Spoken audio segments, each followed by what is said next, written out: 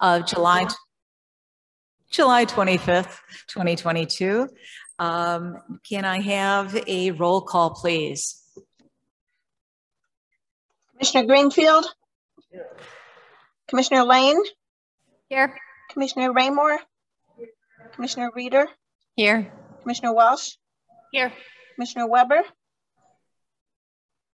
President Beeler? Here. And is Commissioner Weber present via Zoom?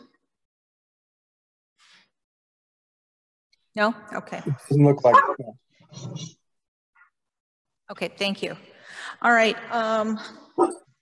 Next, I'm going to call, please, for the approval of our agenda for tonight, which consists of our regular board meeting as well as a 7 o'clock public forum. May I ask for a motion to approve the agenda? So moved. Second. Roll call, please. Commissioner Greenfield? Yes. Commissioner Lane? Yes. Commissioner Raymore? Commissioner Reeder? Yes. Commissioner Walsh? Yes. President Beeler? Yes. Moving on to our agenda for tonight, we do, as always, have a statement of visitors. This allows people who are here tonight, both present here this evening at the Park District as well as on Zoom, to make up to a 3-minute comment about any items which are not on our agenda for tonight. Please do keep in mind that we do have our task force report as well as information about the SMC and wetlands proposal as part of our agenda for this evening. So keeping that in mind that will take place at 7 o'clock, I'll ask if anyone does have a statement that they would like to make. Hi, I'm Susan Ryder, 456 Sunrise here in Lake Bluff, and my comment is tangential to tonight's comment or to tonight's discussion, public forum. But since I have my own board meeting tonight, and since this isn't directly on point with your public forum, I wanted to speak now. As you know, there's a group of us referred to as the Lake Bluff Preserve Group who've been requesting that this board place an advisory referendum on the November ballot. Meeting after meeting, we've pled with you to let the public have a voice in this critical decision. Meeting after meeting, you have refused. So the Lake Bluff Preserve Group went out and did what responsible citizens do who want change in the face of entrenched vested interests. What they do in a democracy. We circulated a petition to put an advisory referendum on the November ballot. As Mr. Beeler may have already informed you, today we filed our petition for advisory referendum to be placed on the November 2022 ballot. It was signed by over 440 of your voters, more voters than voted for many of you on the board. The petition reads, shall the Lake Bluff Park District transform the Park District property currently used as the golf club into an open wetland and recreational area with the opportunity to sell wetland credits? We intend to take all steps necessary to see that this question appears on the November ballot. This referendum will tell you, the park board, what the public wants. With that information at hand, you will then be able to make a responsible decision. Thank you. Thank you. Good evening, my name is Todd Porter. I'm also at 456 Sunrise Avenue. As Susan mentioned, we collected 440 signatures asking for an advisory referendum. And I think there's 3 reasons that you should welcome this effort on our part. First of all, right now, you have no idea what the community wants. We have no idea what the community wants. None of you were elected when this issue was before the community. And in fact, as Susan pointed out, Commissioners Greenfield and Lane and President Beeler were elected with about 350 to 380 votes in 2019.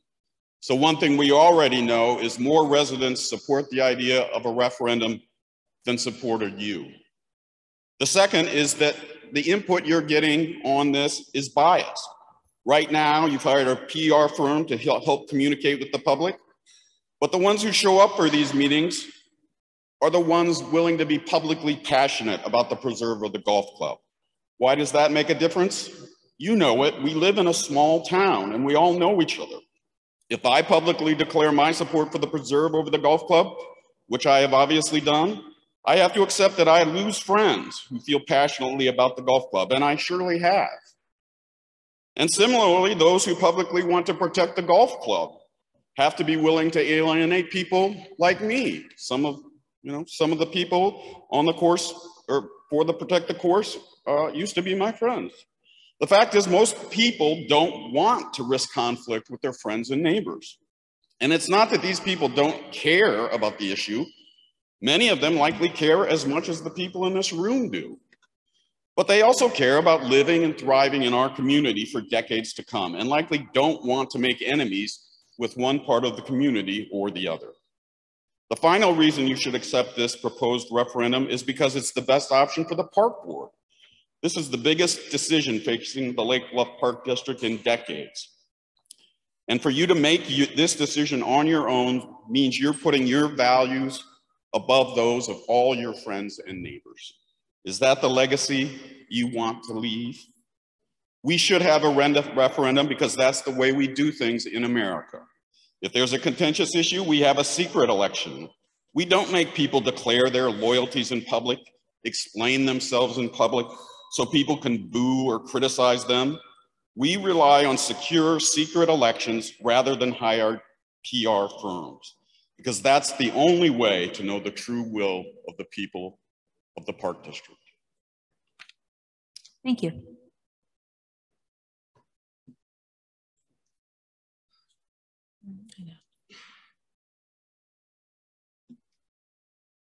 My name is Lynn Mooseman, and I live in at 247 East Blodgett, and it is truly with respect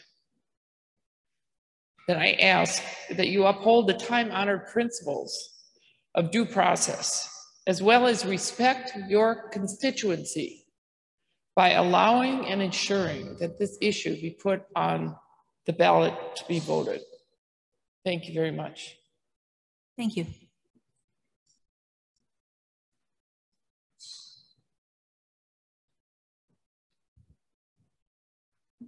Good evening.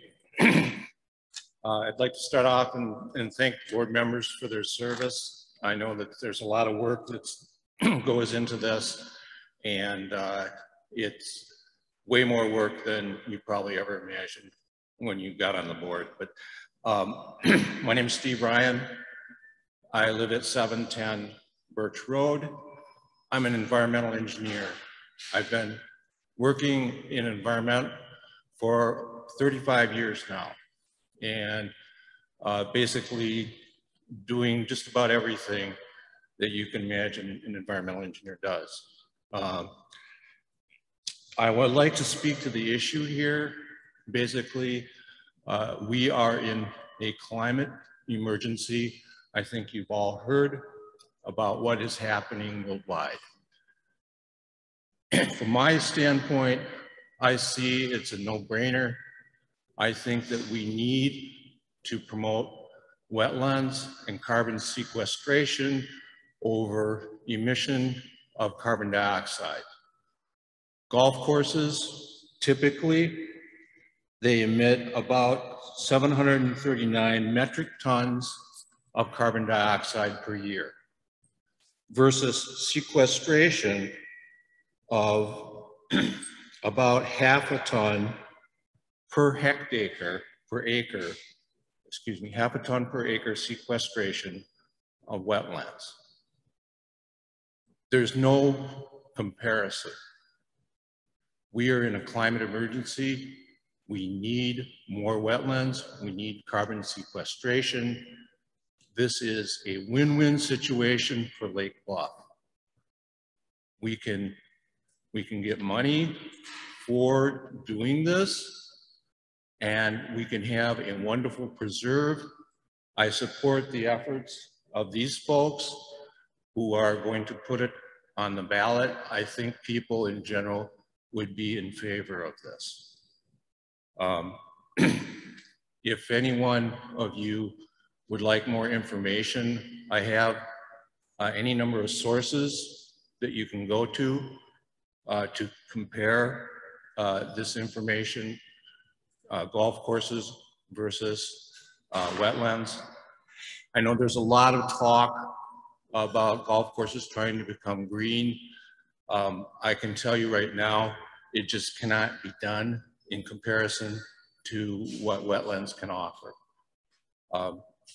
The one thing that I would say to support golf would be, I would love to see a Frisbee golf course put in, because it it coincides very well with what we want to do with wetlands and a nature preserve. Thank you very much for your time. Good night. Thank you. And I do thank everyone for making your statements. I just want to remind everyone that there will be the opportunity to talk about this, to put forth your opinions, your questions, and so forth when we convene at 7 o'clock. People still are coming in, and we anticipate, as you can see from the number of chairs we put up, a good number of people to come and join us tonight. I'll turn very quickly. Is there anyone on Zoom who would like to contribute to the statement of visitors for any items which are not going to be on our agenda for this evening? There are no hands up. Thank you. In closing that part of our agenda for this evening, I'll turn on to the second portion, which is our verbal communications. I'll turn to the staff if they have anything to add, please. Just briefly going to mention my report that is in the packet this evening, touch on a few things. It's been a busy month for the Park District. So we participated in the 4th of July parade, which was a very successful event at the village there. Also, we did have our Bluffania concerts on July 17th and 24th. Our camps and the pool continued to be very popular, well used, as well as the beach and golf. A lot of our outdoor activities have really taken off. We hosted the Fireman's Ball at the golf course on July 3rd. And we also continue to have several meetings with North Shore Water Reclamation District and the village, just to continue discussion and planning for the reservoir project. So I just wanted to mention those things, but those are in the report. Thank you. Next, we have Finance Administration and Future Planning Committee. We have not held any meetings since the last board meeting. Thank you. Next would be the Parks and Beach Committee, and pretty much the same report. We haven't been able to hold any meetings on the Parks and Beach Committee since the last time we were there. I will just quickly report though, because Noah Mock was very helpful in providing this information. We did have a little sand loss, which was expected with the storms that took place. But fortunately, no rebar has come up at this point. So that's a very good thing. And also, as John Buehler discussed with me earlier today, thank you very much to Cliff Miller and the designs that we have going down to the beach. The swales that were built in to help deal with the water going down there held up very well with the storm that we had. So that's a good thing to be able to report with what's happening with Sunrise. On next to Facilities and Program Committee. We also have not had a meeting since May 12th. Thank you. Next to Friends of the Lake Bluff Parks. We had to cancel our meeting last week because I think too many people are on vacation. So we're looking to reschedule. I feel like we need to go back to our regularly scheduled programming. Any commissioner comments to add? Okay, seeing as none, I'm the next one up for the president's report. I just do want to note, which I think is a very nice touch, since we're all in a phase of healing with what happened with the Highland Park community, the Park District was able to welcome some children into our programs that we offer through the Park District. So they have the opportunity to be with children of their own age, to be with very enthusiastic camp counselors, to be outside, to play, to enjoy life. So I'm very thankful that our Park District was able to have that kind of opportunity and afford that to children who need it most.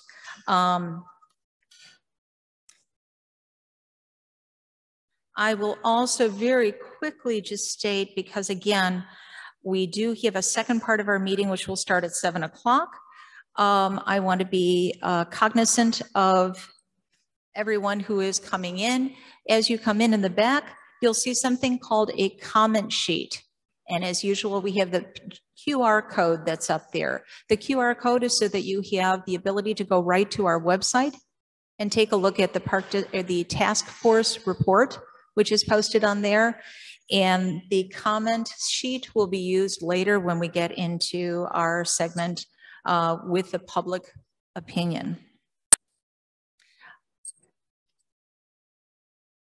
Next on our agenda is our consent agenda for the evening, which consists of approval of the minutes from June 20th, 2022, approval of the minutes from July 11th, 2022, which is the joint park board and the land use meeting, approval of our ACH payments payable from June through July 19th, 2022, our month-to-date and year-to-date financial report summary, and the purchase cards. I will start first with anybody from the board. If there's any questions or comments on anything that's part of our consent agenda.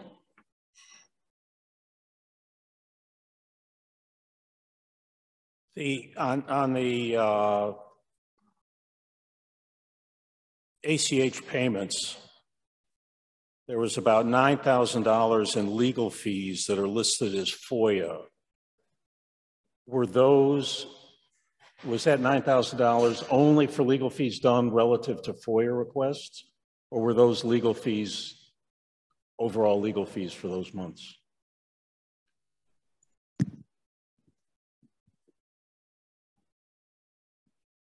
I believe those were overall, not just FOIA. I think FOIA was a big part of it, but that was overall. Yeah, attorney including fees. The FOIA, the work yes, done including on FOIA requests. Correct. Okay, thank you. And just a quick note as well, we do have a payment on here to Guy Scopolotti Landscaping for about $28,800. If I recall correctly, that's going to be covered by the Friends of the Lake Bluff Parks as a donation. This is the work that was done on the stairs going down to North Beach. Is that right? Correct, the lower section. Thank you.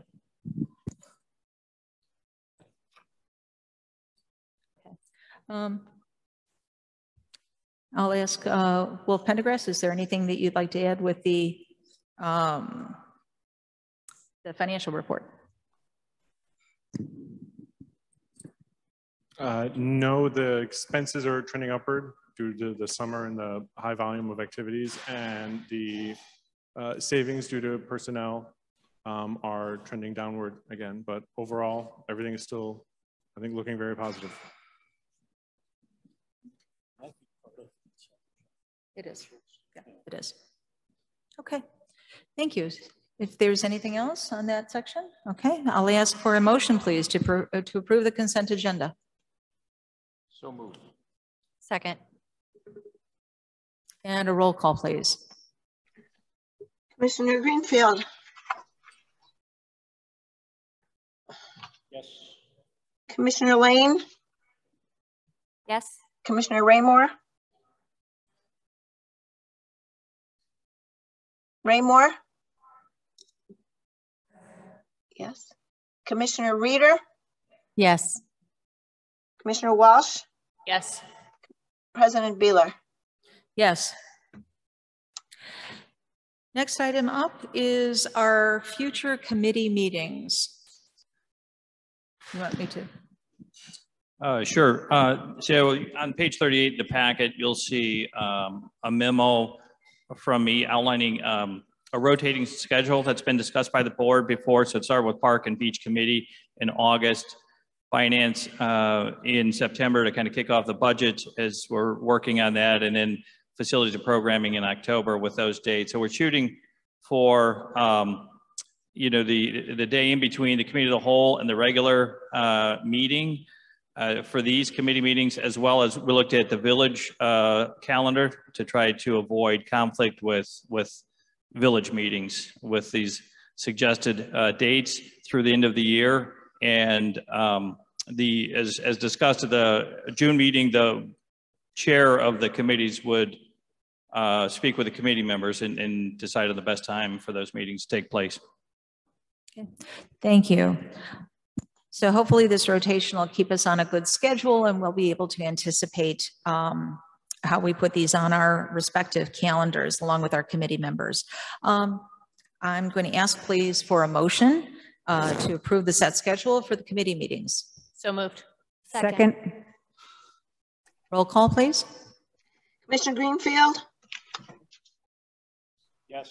Commissioner Lane, Yes. Commissioner Raymore, Yes. Commissioner Reader, Yes. Commissioner Walsh, Yes. President Beeler. Yes. Under our fifth agenda item is our written communications.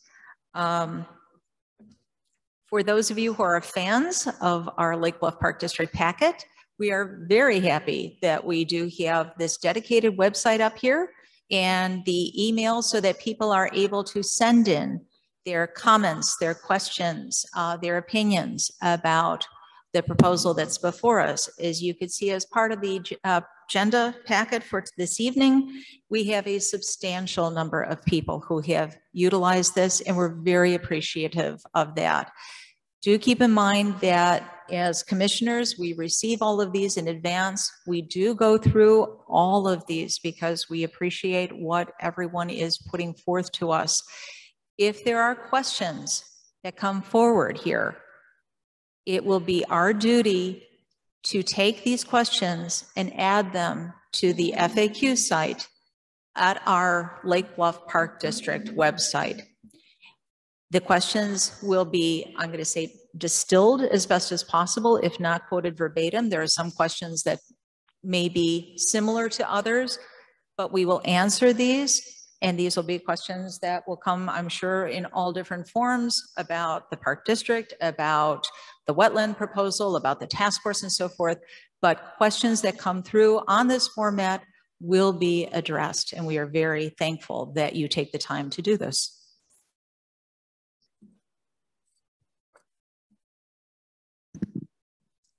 Excuse me, if I could just add to that, we did get a flurry of new comments that have come through today. So as soon as our communication manager is able to put that together in a packet for the board and redact the addresses, those will be sent out probably early tomorrow morning with some that have been received over the weekend, and especially today. There's been a fairly large volume. And then I just wanted to remind everybody that we also have a comment sheet in the back table there. So if you'd like to physically, write it on a piece of paper, we'll accept that. You can take it home and drop it off, or you can fill it out while you're here, or you can still submit them through the comment line on our webpage. Okay. And thank you for bringing that up, because as best we can, we will try to include this information. Hopefully he will have something up to say that if you submit this by a certain time, it will be included in the next board packet.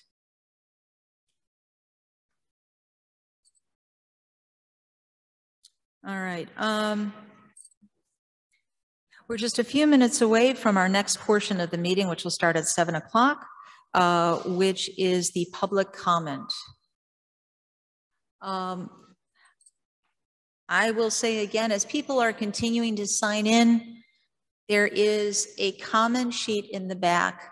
And if you would like to pick one up, you're welcome to. And I'll just I'll take some time and address the format for this evening.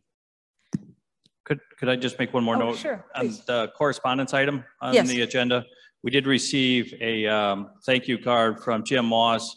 The mowing group rented Artesian to do kind of an alumni reunion in July. And so he sent in a very nice letter or thank you card pertaining to the use of that facility. So I'll scan it in and I'll send it to the board. But that was the only correspondence that was received. Thank you.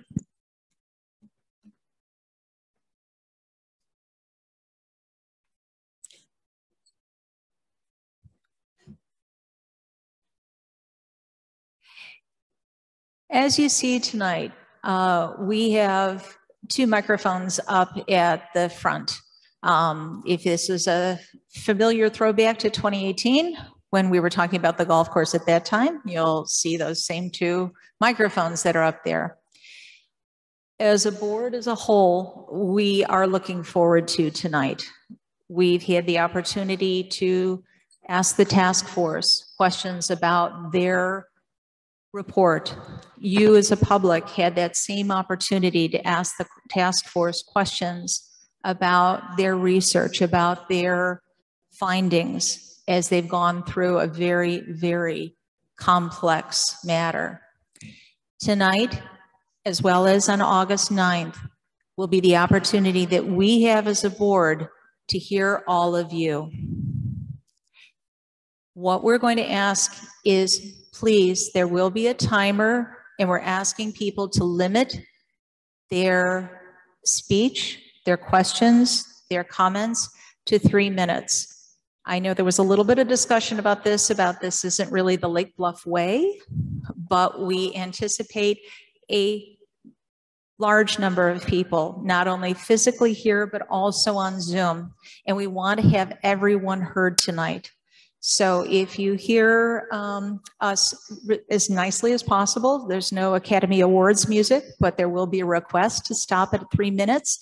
It's because we're asking that you respect your neighbors, respect everyone else who would like to speak tonight as well. There will be 2 women who are here tonight from PCI, from the Public Relations Group, Jill Allreed and Jackie Raycheff. They will be assisting people to be able to ask questions. If you have anything further after your 3 minutes, that's why we have the comment sheet in the back. We ask you to fill that out with anything further that you'd like to add. Rather than going back to the end of the line and having a second bite of the apple, so to speak, please fill this out. Again, as we said before, this will be part of the packet, part of the board review, and part of what we continue on with our conversation in this matter.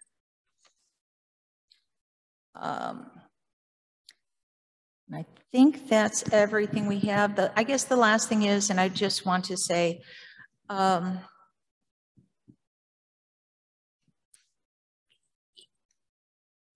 this is Lake Bluff. We will be respectful of everyone's comments, respectful of everyone's opinions. I really hope this isn't a matter that divides houses, divides friendships. I hope this is a matter that can really unify us as a community, because it's a very, very important one. And starting with that, we're at 7 o'clock, actually 7:01. And finally, one last thing. If you are going to be asking questions, I hope you understand that we as a board are not going to be answering your questions. I'm a former English major. I hate, giving 110%.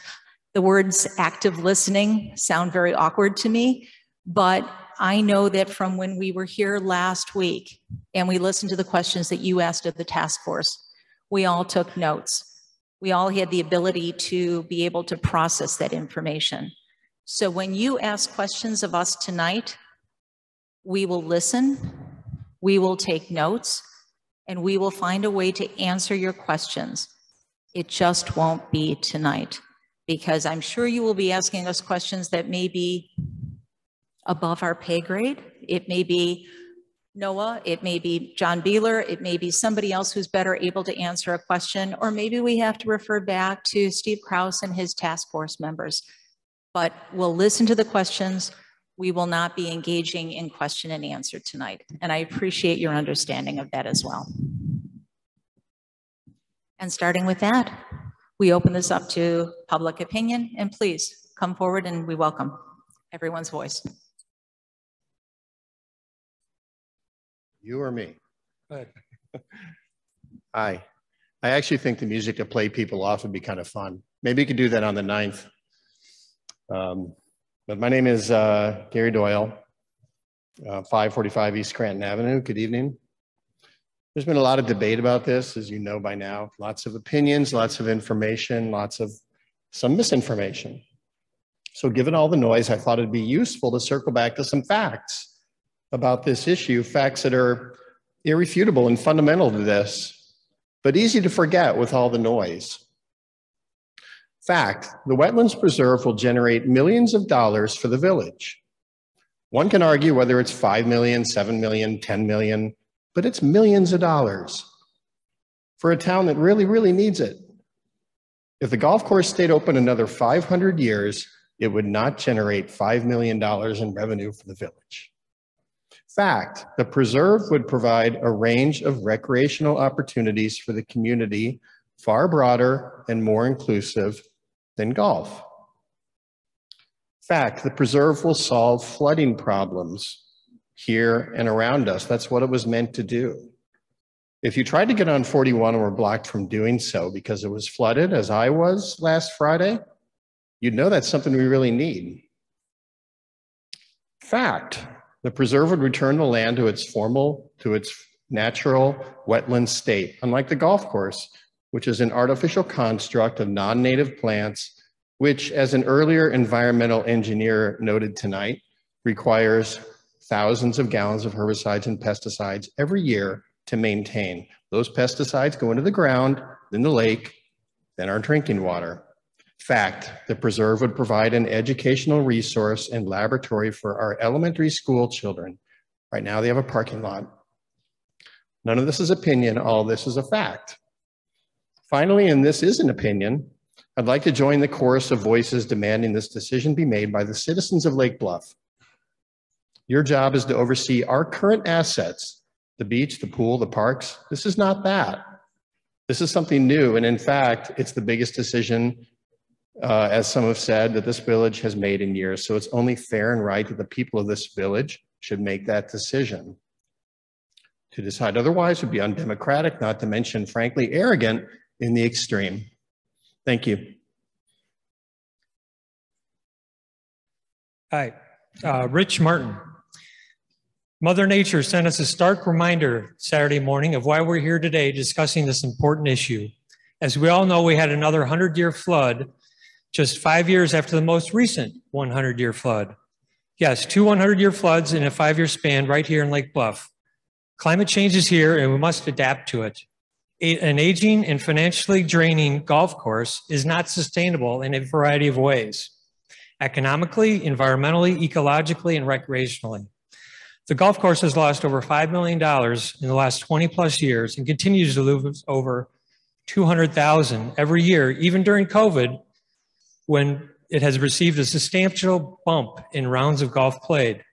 Environmentally, the golf course requires the use of tons of fertilizers, herbicides, and pesticides. Ecologically, golf course grasses have short root systems that cannot absorb floodwaters effectively. Recreational, the golf course has one purpose: to provide 145 acres of land for only 8% of bluffers that golf. The Lake Bluff Reserve, on the other hand, will provide an economically sound alternative, bringing in up to $7.5 million for their park district. Environmentally, it will filter and rid the Chicago watershed of toxins and pollutants rather than adding to them. Ecologically, it will absorb and slow floodwaters from doing more damage both north and south of Lake Bluff. Recreationally, it will provide a multitude of passive and active opportunities open to all bluffers, not just golfers. You will hear our golfer friends cry foul when discussing the opportunity in front of Lake Bluff right now. They will ask how we could close down an asset of the park district that has generated $12 million in revenue over the last 12 years. But what's noticeably absent from their analysis, though, is during the same time period, the golf course had over $15 million in expenses. That is a liability, not an asset, and not sustainable. They will tell you all kinds of trees will be destroyed in creating the wetlands, but will fail to mention the only junk and non-native trees on the far west side of the property will be taken down, and much of the perimeter in all of the upland trees will remain. They will try to tell you the park district sprays just as many chemicals into all its parks as the golf course. They will throw the beach under the proverbial bus and try to tell you it's not used as much as the golf course and therefore not worthy of the park district's resources.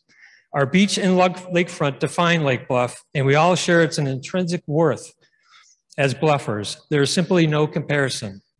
They will tell you There are all kinds of legal hurdles to overcome in creating wetlands and credits.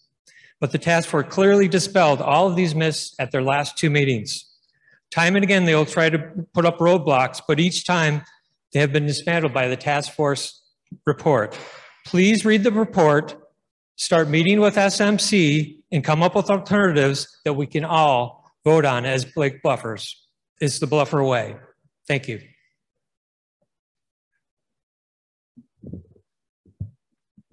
My name is Don Fawcett. I live on Witchwood Lane in Lake Bluff. And as a profession, I negotiate contracts and run competitive bid processes. So I get involved in trying to make decisions all the time between competing ideas, proposals. I thought it'd be helpful here to look at this at more of a transactional level as opposed to the kind of the macro level. So I have this example here for the board. Let's say one day you go to the golf course to play a round of golf. And as you're walking into the clubhouse, somebody approaches you and says, you know what, if you will play this round of golf at one of the local courses instead of at the Lake Bluff course today, I will pay you $175. So you have a choice to make. You could play at Lake Bluff that day for $40, or you could play at Deer Path or some other course, and they will pay, someone would pay $175 to the Park District for your playing at that other location. Let's say that person goes further and says, you know what, it's not just for you, but for every person in Lake Bluff who comes to play at the golf course, I will pay $175 into the Park District. Let's say they go even further and say, not only for every person that comes, but for every person that comes for the next 10 years, I will pay $175 to the Park District. If you do the math on that, that's exactly what the value of this proposition is to Lake Bluff. For every round of golf that's been played by a Lake Bluff resident, the total value each time is $175 that would be paid into the Park District, totaling up to about $7 million. So when you look at a $40 round of golf versus $175 benefit to the Park District, that's a multiple of about 4 to 5 times. Just think of a personal example, like if you go, take a flight somewhere and you have a $500 airplane ticket and the airline says, I'll pay you $2,000 to get off the flight and get on a different flight. That's the kind of proposition that we have before us tonight. You go to a concert, you have a $200 ticket, somebody pays you $1,000, you go to the concert the next day, you make $800. That's the way I think the community should be looking at this. I do play golf myself. I enjoy playing golf at the Lake Bluff golf course. But for me, it's not that big of a deal to play at another local course. If that means that we're going to realize $7 to $8 million benefit overall for the community, I think it's a minor inconvenience and it's worth doing. Thank you.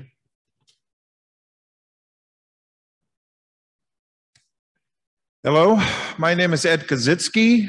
I'm a resident of Lake Bluff for 51 years. I have also been a teacher at Lake Forest High School.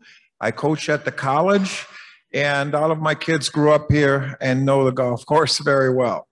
This is my statement from a humanistic standpoint. No money, no interest whatsoever. What is the golf course? In this town, it's a major recreational activity place. But it's more than that.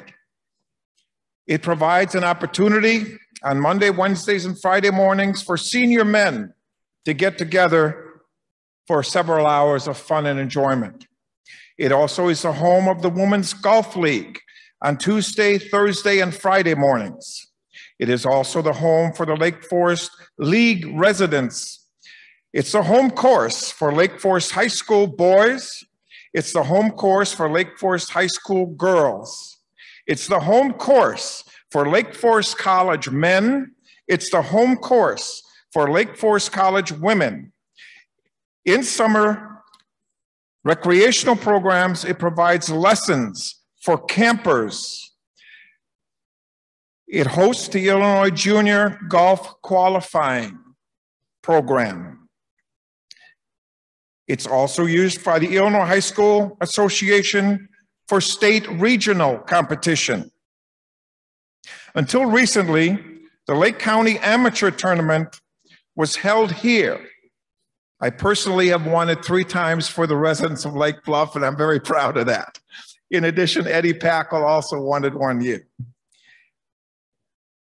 In addition, to foster inter-community activity, the Lake Bluff and Deer Path Inner-City Ryder Cup was held annually, which is a golf tournament.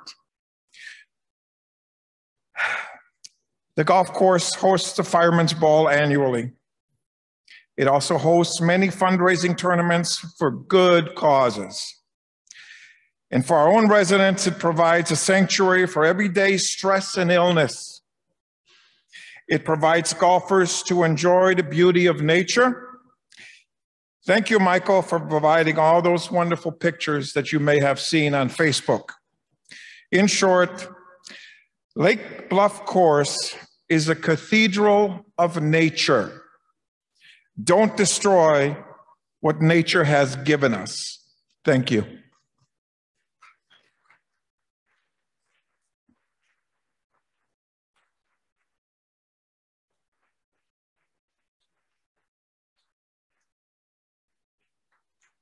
Hello, Roz Jovanovich. I live on East Woodland Road, and I'm a relatively new member of the community. We moved here in 2020 with our family. Thank you so much, Park Board, for all the hard work that you do. I can't even imagine the personal sacrifice over the last 6 months or so on this issue. Thank you for the task force and all the work that they did on this as well. And I want to say thank you to everyone here, because as a new community member, it's actually an amazing thing that so many people care about this issue. Whether you're on this side or that, this is wonderful turnout. With that, first and foremost, I would really like to be able to vote on this opportunity. Whichever way you fall on it, I just think that there's been so much spirited debate. The man that just spoke, he has a wonderful opinion, and that's his opinion. But other people have spoken as well, and they have a very different opinion. Please let us vote on this. This is a new opportunity. It wasn't here when we had our last election. And there are many new homeowners in Lake Bluff. They didn't even have an opportunity to provide any feedback in a survey or vote last time. So it would be wonderful to be able to vote on this in November. If I'm not able to vote, I have to speak here today. So here are my 4 points for the board. First of all, fiscal responsibility. Along with that is prioritizing. For me, the priority is the beach. This is Lake Bluff. Secondly, it's the pool. I have a 7-year-old, and as a mom, I want him to do all sorts of sports, but I need him to learn how to swim for safety reasons. Third point is the environment. In corporate boardrooms across the country, we're talking about ESG. Many of us individually are thinking about what we do in our own homes to be more sustainable or to help the environment. So I ask you as a board member as well, please think about the environmental ramifications of this. And I do believe the wetlands provide an environmental benefit. 4 is regional cooperation. Lake Bluff is very small. We have flood issues. Flooding is a regional issue. I assume if we're good regional team players, that will help us down the line. So in summary, please let us vote. I know you do so much for us, but this is just too important to leave it in a few hands and let the community, all of us, make the decision. Thank you.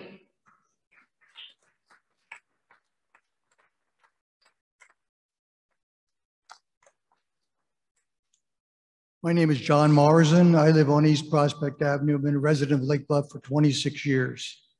The Park District mission statement from your website states, as responsible stewards of community resources, the district will enhance the community through recreational experiences in a fun, safe, and healthy environment. I do not use the beach. I've never used the pool, nor the paddleball courts or the rec center. but I respect and encourage our residents to take advantage of these amenities as provided for us through the Park District. I have played golf for many years on the Lake Bluff course. It's a recreational and social outlet for not only myself, but many of my friends as well. It concerns me to see how this issue has created strife in our neighborhoods regarding the prospect of destroying something important to as many residents on a percentage basis as the pool or the beach. There was a significant amount of misinformation promulgated early in the process. Signs went up with inflammatory information using taxes as a hot button. Many people were confused, and they're still confused. Let me set the record straight. According to the task force, and I refer to number 11 in the frequently asked questions page, for every $10,000 in property taxes, about $12.68 goes to support the golf course. It's $1 a month. The potential wetland project is very complicated and fraught with many legal, environmental, and management challenges, which must be 100% met to succeed. Any failure of the wetland would be a disaster for future Lake Bluff residents. Most of you will be off the board and perhaps even long gone from Lake Bluff 10, 20, 30 years from now. But the legacy of your irreversible decision will be with us for all future generations of Lake Bluffers. If this project were brought to me during my years as a CEO, I would undertake a serious risk-reward analysis to determine the probability of success. From what I've learned about the project, the risks do not in any way equate to the rewards. We live in a prosperous community with wonderful amenities.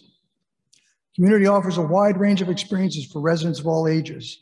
The golf course gets more traffic than probably the pool and beach combined, and last year delivered a surplus to the Park District budget. I urge you to carefully consider the facts and the consequences of any decision related to destroying the golf course. Thank you.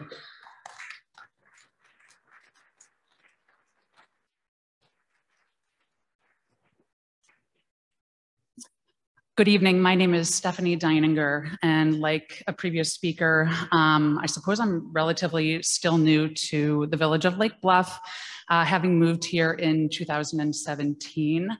I'm here to express my family's support for the Lake Bluff Preserve, or at least a community-wide vote on it. In the 5 years we've lived here, we've lived in 2 different houses. We've purchased 2 new roofs. We've installed 2 basement drain tile systems and dug ditches in our front and backyards for the installation of dry wells. Climate change requires that we begin the process of adapting, as we have in our yards and in my home, to its expected effects. Considering that the Lake Bluff Golf Club continues to flood, we can anticipate that this trend will only grow over time. It is our hope that the Lake Bluff Park District will adapt to, rather than fight, the inevitable flooding of the golf club by building this preserve. But at the very least, I just reiterate my ask that all Lake Bluffers be allowed to vote on this issue. Thank you all for your time.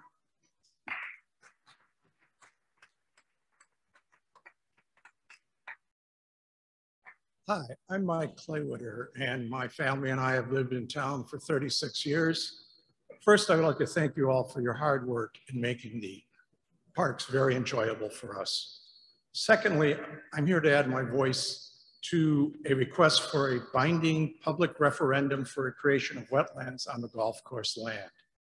My reason is simply numbers. Let's look strictly at the numbers. 100% of the citizens are subsidizing 8% recreation. Plus, the future capital improvements will be a tax burden for all. There's an opportunity to cover some, if not all, of the district's costs for the coming 10 years. I know that wetlands credits are a financial risk, but they could be a true windfall. I ask that the board put the future of the golf course to a vote for all citizens, not just 7 commissioners. That would show a transparent path to the future. Lastly, I would like to share my vision of what the wetlands could be. If we look at what Fort Sheridan's golf course was, we get a partial vision of what the wetlands and the upper prairie could be. A biology lab for elementary and middle school students, walking, biking paths for all Lake Bluffers, and a step forward in addressing the real threat of climate change we all face. Thank you.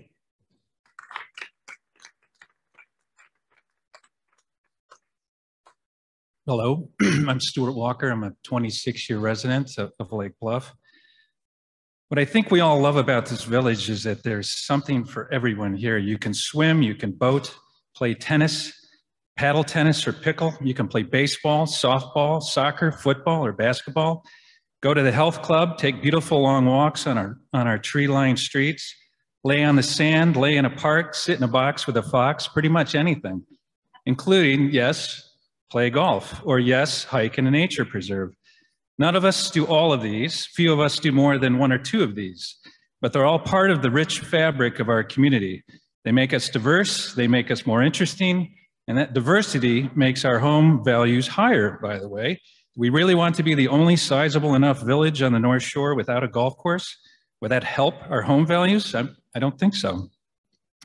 For the record, what assets do we have the most in our immediate vicinity? Yes, hiking trails, and they're wonderful. If you're a hiker and love nature preserves, me too. I live for nature. I'm a card-carrying, multi-decade contributor to Greenpeace, World Wildlife Fund, Nature Conservancy, Sierra Club, and a half dozen others. We've got 2 daughters who have dedicated their careers to environmental concerns. But if you're an LB resident pushing for a wetlands and you haven't been to Oriole Grove off of 176 with an unassuming parking lot next to Mariani Landscaping and regularly go there, or Middle Fork, Savannah, 687 acres, 10 minutes west of here, or Fort Sheridan, 250 acres on the lake, 10 minutes south, they're stunning. Why on earth do we think we need another one across the street from 86 acres we already have, where the parking lot sits empty most days or has a couple of cars in it occasionally, at the expense of an asset that would cost us roughly $25 million to create today? This is a wonderful golf course gifted to us by our Lake Bluff forefathers and mothers that is a catalyst for our residents to be together, to play a game together, to laugh, to exercise, to be active for hours together. And that's what's going on there every day in the season. The parking lot there is almost always full, in stark contrast to Oriole Grove's parking lot across the street. If you want an aha moment, stand on Route 176 at the entrance of Oriole Grove and look south into the empty parking lot, and then look north across the rolling hills of the golf course. You'll see groups of teenagers not staring at their phones or their game consoles, retirees who are finally living their dreams with their pals, skilled golfers, hacks, 40-year-olds playing hooky, our high school and college teams competing, parents teaching their 7-year-olds a hobby they'll hand down. An average of about 200 or so a day in a season. We can do a couple of these things on nature trails, but we already have these. Adding 150 acres of nature preserves across the street from the 86 we already have that's barely used isn't going to suddenly draw hordes of people just because it has a nicer parking lot. Thank you.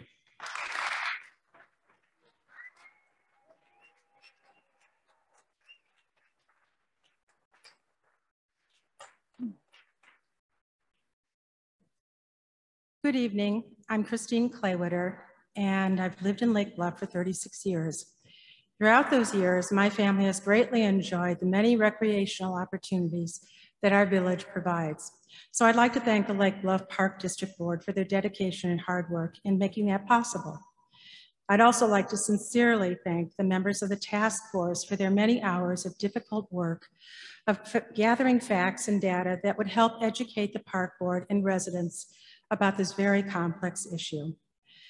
That said, I am here to urge Lake Bluff Park District to begin working with SMC this year on converting the Lake Bluff Golf Course into a wetland and to establish a wetland credits bank to raise capital for future expenditures to restore the beach and the bluff, repair the village pool, and to avoid a tax increase.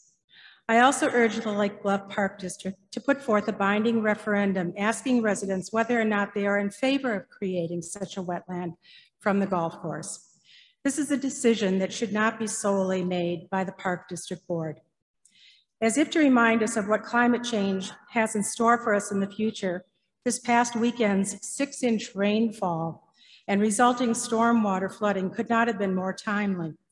The golf course was flooded to such a degree that residents paddled their way through a lake. This flooding will continue to happen in the future periodically because we took a wetland and made it a golf course.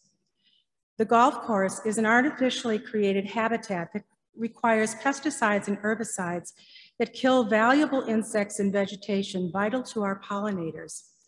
Those chemicals soak down into the groundwater and make their way into the waterways, polluting them. There is nothing about the maintenance of a golf course that is beneficial to our environment. In contrast, a wetland supports a diverse population of wildlife, both flora and fauna, filters stormwater before it travels on to our waterways, and sequesters carbon from CO2 in the atmosphere. It is time to choose protecting our environment by turning the golf course into what it once was, a wetland. Thank you.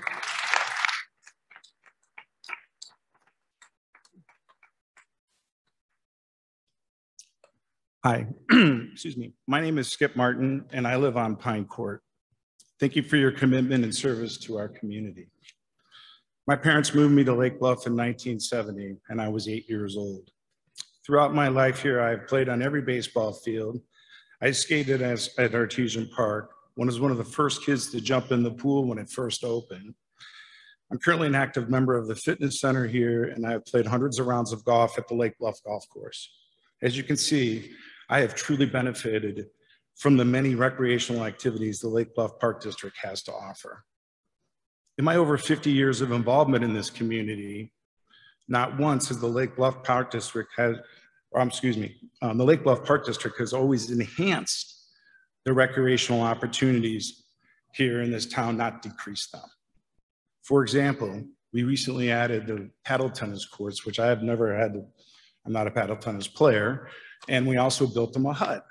But I think it was great. I think it was great for the community, and I think it's great for the people that choose to play paddle tennis, just like the people that choose to swim at the pool and enjoy the beach.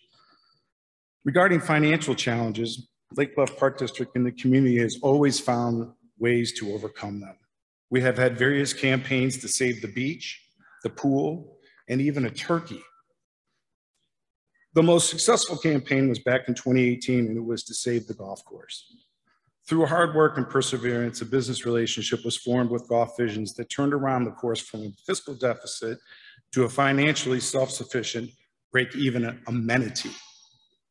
The accomplishment should be celebrated as a win for the Park District and a win for the community. Thank you. Not something to be destroyed and sacrificed for a risky financial proposal riddled with future uncertainties. Regarding Golf Visions, where do the negotiations currently stand with the renewal? What kind of financial support are they offering to offset the projected capital expenditures? We need to hear the answers to these questions. Also, how many grant applications has the Park District filled out that are to pursue monies that are already available for capital improvements to a beach and to a pool? These are also questions that we need answers to. To conclude, I think it's disingenuous for members of this community to burden the Park District Board with a decision to choose between taking away a recreational amenity from many, many people in the community under the guise that it would save other amenities, especially when there are other solutions to pursue. It's a false choice that will create a horrible precedent. Thank you for your attention.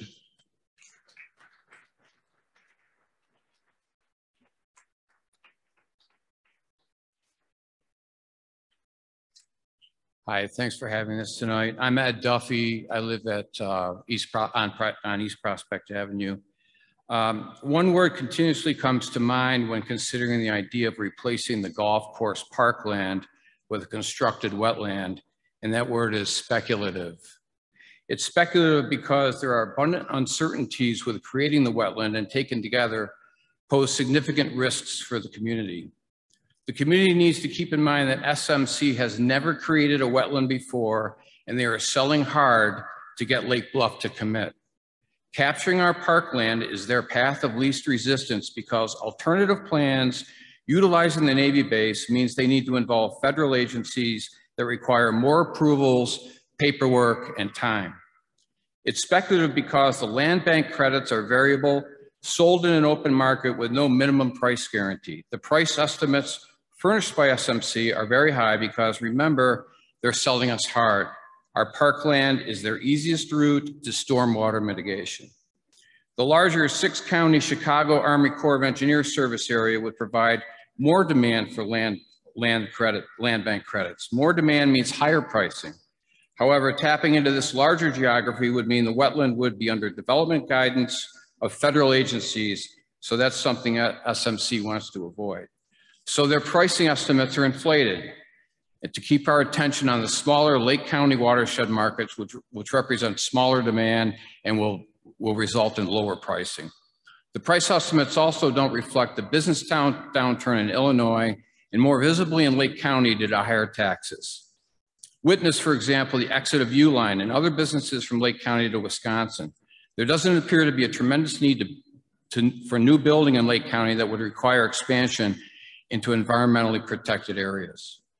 It's speculative because there are stringent standards defining what constitutes a successful wetland.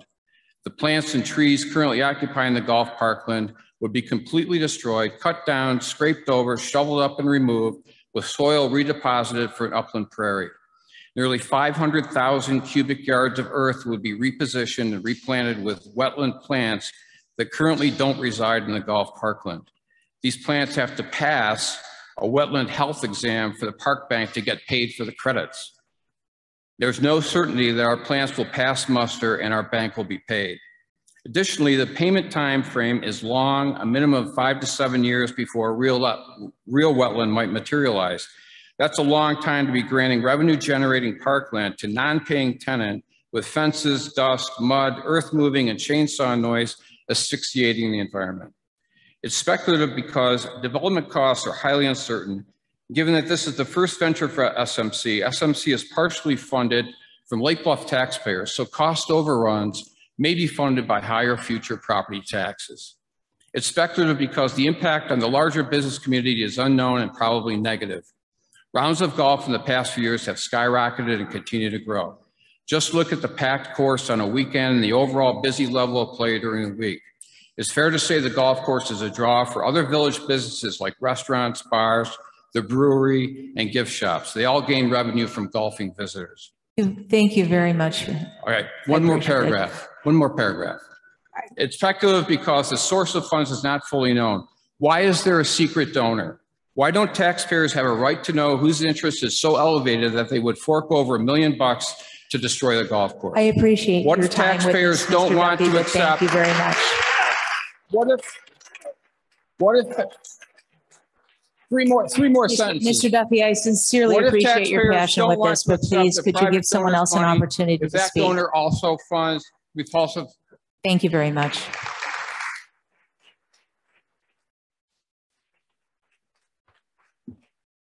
Thank you for having me tonight. My name is Ed Zarek, and I'm at 238 Buckminster in Lake Bluff. I've been a resident for about 2.5 years. Prior to that, I lived in Lake Forest for 18 years. Over the last 5 years, I served on the board of the Lake Forest Parks and Rec and became acutely aware of the importance of a portfolio of park assets. So when we look out the window here, we've got an amazing complex, and it's unmatched by many of the communities in North Shore. We have a paddle and racket complex. We have a beautiful golf course, a pool, a rec center. And one of the things about these assets, if you're managing, being a steward of these assets, you have to look at the complementary nature of these assets. During the summertime, it could be cool outside, it could be raining or not a day for the beach or the pool, but you're gonna go and play golf anyway. And I think that the importance of this is that that synergy of all these assets together drives value to this community, and it brings people from other areas like Chicago to come up and move here, which supports our property values. One of the other great things about this is it provides social and recreational opportunities. And the job of the Park District is to manage these assets and to maximize their value for the community so that the community can attain those asset values by their higher property values and the strong growth of the community. One of the things that could happen by converting this golf course is the destruction of this Park District value. You would never want to sell an asset for 25 to 50 cents on the dollar. And basically what we're talking about here is if we have a $15 million asset, to be conservative, we're trying to sell this at 30, 40 cents on the dollar. No portfolio manager would sell an asset at 30 to 40 cents on the dollar. That's the very definition of asset destruction, and it's not something that you would ever undertake. You wouldn't have a job anymore. One of the things that is important about this is we have option value in this land. The intrinsic value of that option is extinguished once we exercise the right to turn this into a wetland, and we will never get that back. So the downside to this exercising is right. We have known knowns, and those known knowns are we know what the burn rate is on the golf course, but we have unknown unknowns because we don't know what the long end management costs and fees of running a wetland is, and we don't have expertise in that area. So one of the things I want the board to think about long and hard is that these assets, before we make a decision, we need to think about the destruction and value of that portfolio that we so greatly hold right here. And one final thought I just want to say, over the past few years have taught us that anything can happen in this world that we can't control. You know, the specter of another lockdown or another virus could happen at any time. And, you know, the Park District needs to remember that golf course provide an opportunity to be outside, to have social and recreational opportunities during a pandemic. We don't know if that won't happen again. And I just want them to think, not to be short-sighted, that that may be happening again at some point, and we will deprive people the opportunity to have that opportunity to get outside. And you have to consider the mental health of the community as well when you make that decision if something like that were to happen. Thank you.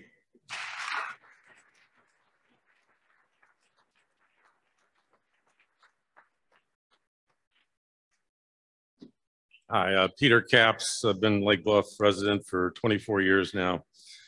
First question, and this is just me. You know, all this flooding, everybody talks about the flooding and we're going to mitigate the flooding and blah, blah, blah.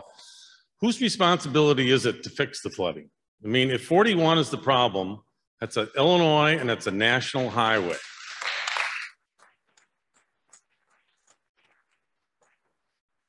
You guys are cutting in my time.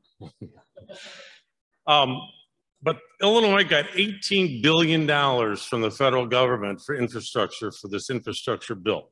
So we're talking about, you talk about higher taxes. We've already paid $18 billion more in taxes. Where is it? What are they doing? Are we demanding that they fix their problem? That's number one. Number two, why the golf course? Why are we beating up on the golf course? It's your most used asset. It's your most valuable asset. It's your most profitable asset.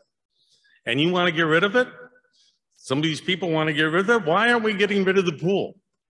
The pool is a money pit. It's been a money pit since I've lived here.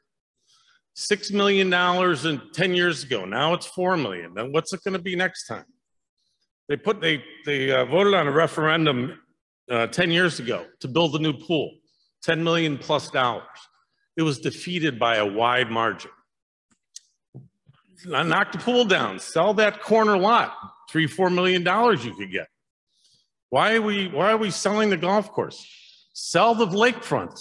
You know how much money you could get from some lakefront condos? I mean, if you're monetizing assets, monetize some assets. It's crazy. This is the analogy. I live in a house and I've got a leaky roof, and somebody comes to me and says, hey, I can help you fix your leak in your roof. Great. Well, I'm going to take your garage away from you first, though. I'll pay you for your garage, and then I'll give you the money to fix the roof. Okay, that'd be great. Well, I don't have the money right now, so I can't really give you any money, but I'm going to give you an IOU for the money. And I'll say, okay, but problem is the IOU is not guaranteed. So I can't guarantee when I can pay you or if I can pay you. And even if I do pay you, I'm not sure it's going to be enough to cover your leak in your roof. So good luck. So would anybody here enter into that deal with that guy? No, they would be foolish to do so. I would ask the board to leave the golf course alone. If you've got a problem with the pool, fix the pool. You got a problem with the beach, fix the beach. But don't start monetizing, swapping assets to take care of 2%, 5%, 8% of the people. Thank you.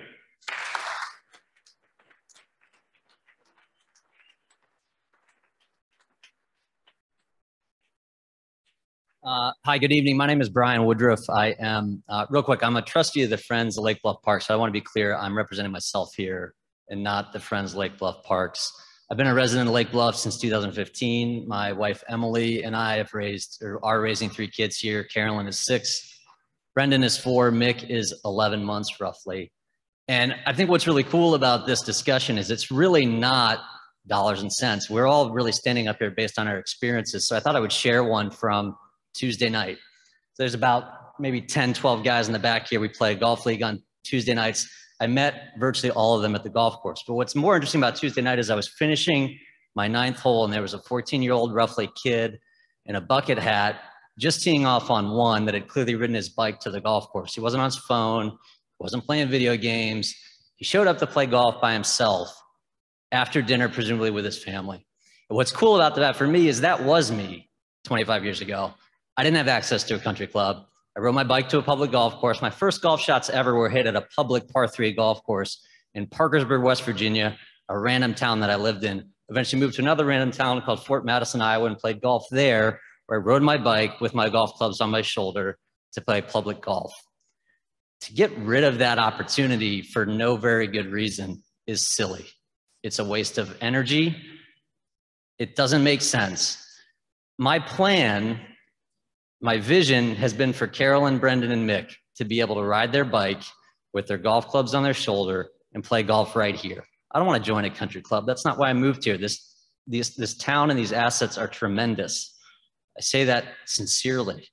I moved here because of the lake, the golf course, and the brewery. Maybe in that order, I'm not sure. But the fact of the matter is, these assets are tremendous and we should protect them. Suddenly trying to give them away, which I do believe we're giving them away with this proposal, is short-sighted. The last thing I'll mention is, as a profession, I'm in finance. And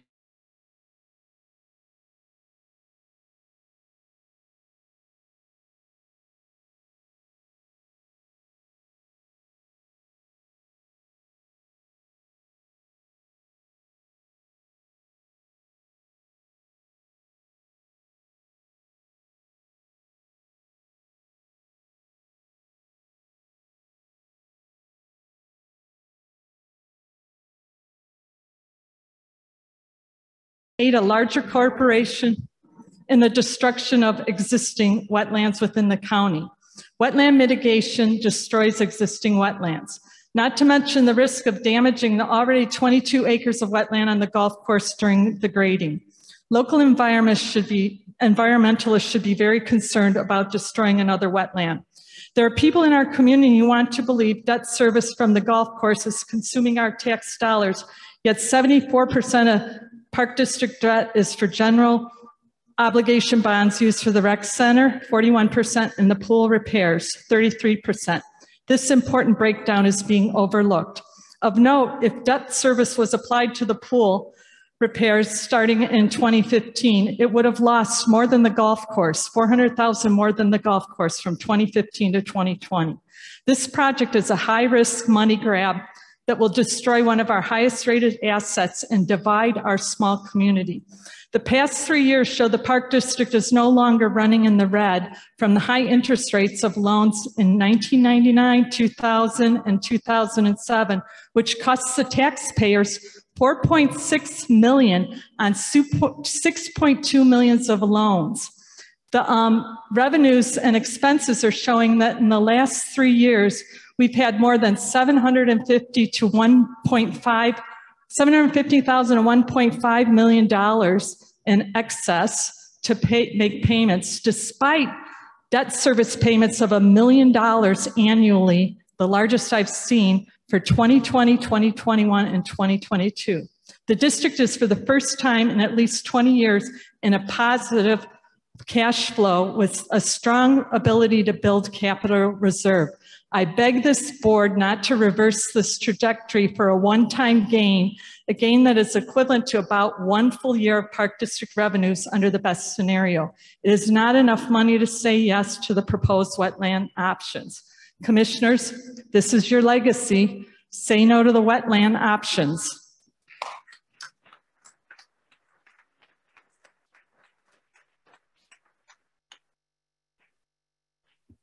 Hi, Carrie Wells. Nice to see everyone. Thanks again for hosting this meeting.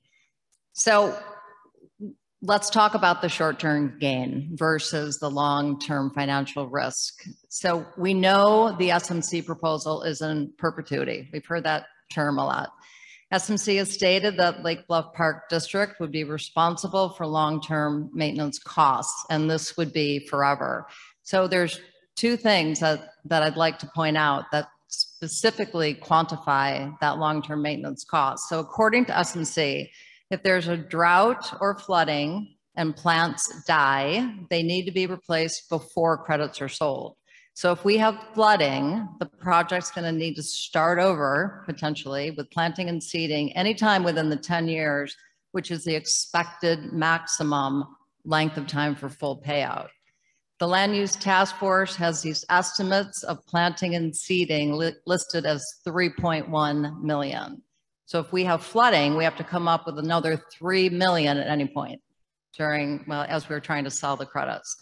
The second area is, actually Kathy mentioned it, the long-term dredging of that silt, that motor oil, dirt, debris, leaves, lawn fertilizer, lawn clippings that come from the Skokie River that settles into the man-made, not natural wetlands basin every year.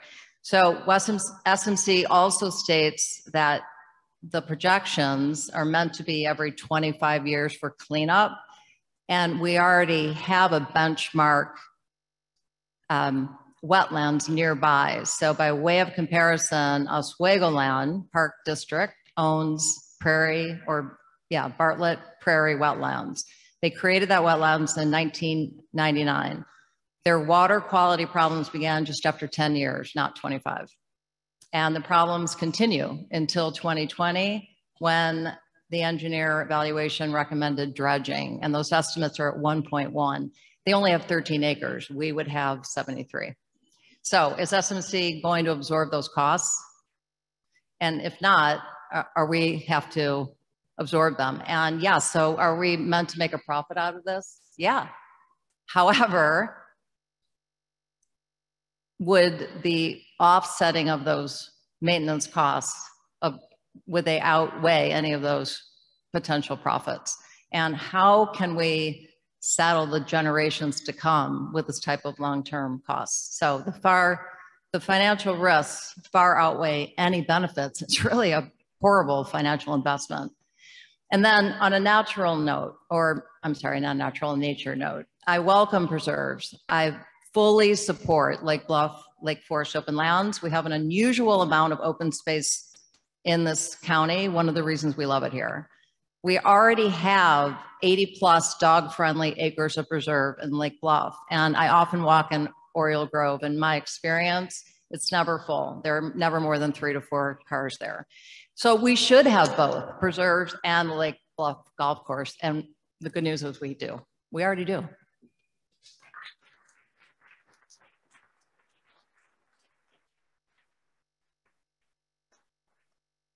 Hi, I'm Paul Blahunk. I'm a 33-year resident of Lake Bluff. And how about a little common ground, everyone? I think everybody in this room, and I dare say everyone in this community, can agree that none of us would want to be in the chairs you're sitting in now. So thank you for a very, very difficult decision you're going to have to make. And thanks for your service. So just what is the Lake Bluff Golf Course? Well, to me, it's a beautiful piece of property. It really is. I played 18 holes today on a reroute of 9 holes, walking only. I looped it twice. It was lovely. It's the largest single resource under the jurisdiction of your park district. It's a revenue neutral entity. You don't have to believe me. Look at the task force conclusions. It's not expected to lose or to gain significant amounts of money for the foreseeable future. It is the most widely used park district facility with over 31,000 rounds in 2021, a figure that does not even take into account the multiple use of the driving, chipping, and putting green all day long, which would, I would dare say, would move that usage rate up closer to 50,000 users annually.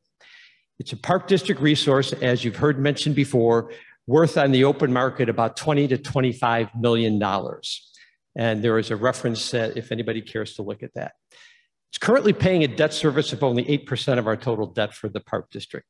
The other 92% comes from several aforementioned resources that everyone is well aware of. Currently, it's carrying a tax burden, as we've already heard tonight, of $1 a month, okay?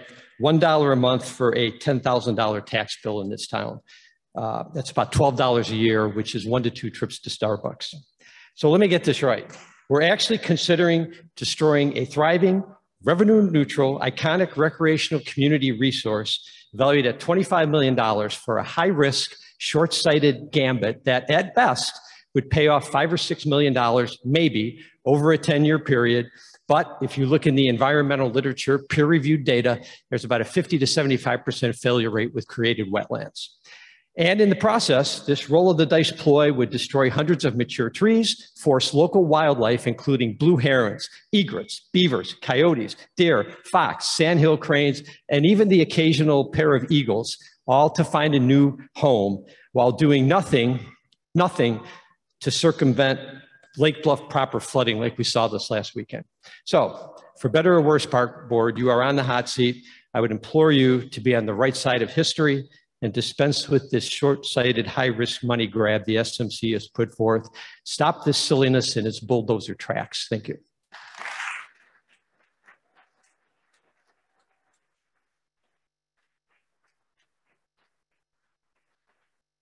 Hello, my name is Andrew Hunt. I'm a 22-year resident of Lake Bluff. I've had the pleasure of using the Park District amenities now for decades, including the beach, the pool, the fitness center, and the golf course. And I can say with confidence that all of these help to make Lake Bluff the special place that it is. In a perfect world, all these assets would be self-sufficient and all the ongoing costs and necessary capital improvements would be covered, but it's not a perfect world. Due to the ongoing capital improvement needs for the beach and the pool, my understanding is that there's going to be a referendum this fall asking for anywhere from 6 to 8 million, 4.6 million and 2.2 million respectively for the beach and the pool to cover these costs. Also included, due to the increasing stormwater volume, the Lake County SMC has requested that they divert water onto the golf course, and multiple options to fulfill this goal have been considered, and that's what the Land Use Task Force was set to do. They did a wonderful job of coming up with multiple options for this. There are multiple options, including a do-nothing option, but otherwise they came up with 8 wonderful options that were well-researched, comprehensive, and done without observable bias. So what to do now? The Park District could do nothing. They could put forward the referendum for the capital improvements and not mention anything to the public in general unless they were concerned enough to read on the website or show up at these meetings as to what the cost options were. I don't believe that that would be the best option based on the lack of reported communication between the board and SWC. I would presume that's the option that the board is going to take. The other option would be to put a referendum to the community in general, including all 8 options plus the do nothing option. Use a ranked choice referendum, let the public decide.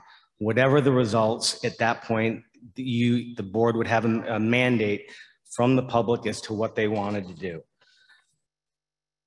I don't envy the board's position in this. It's a very hard decision, one of the biggest decisions Lake Bluff has made in a long, long time. I think you need community buy-in for this, and I think it's imperative, whatever the feeling is, that you get the public's input. This issue clearly generates a lot of emotion on both sides, both from the pro-golf course community to the pro-wetlands community. All opinions are valid, but I think we need to get the overall feel of the community, not just the people sitting here. Thank you very much.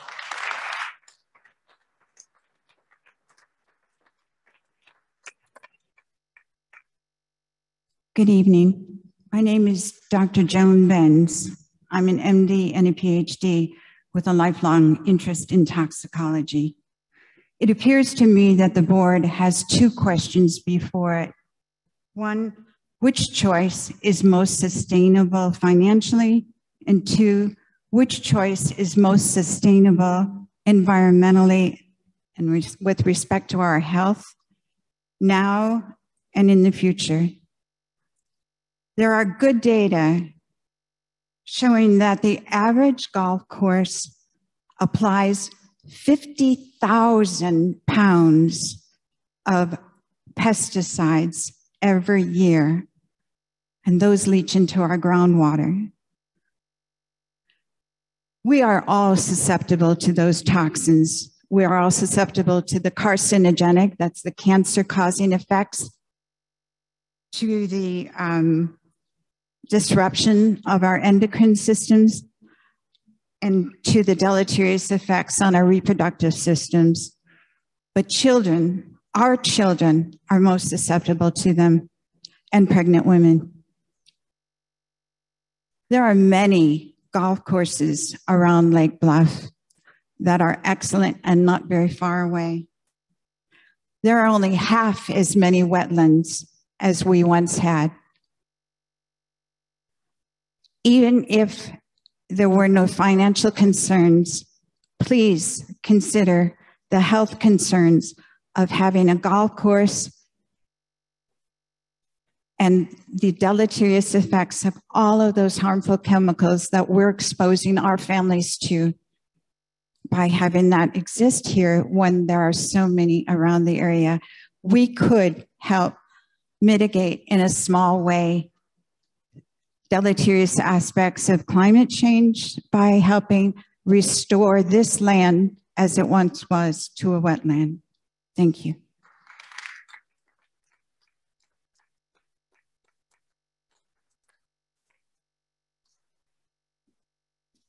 Hi, excuse me.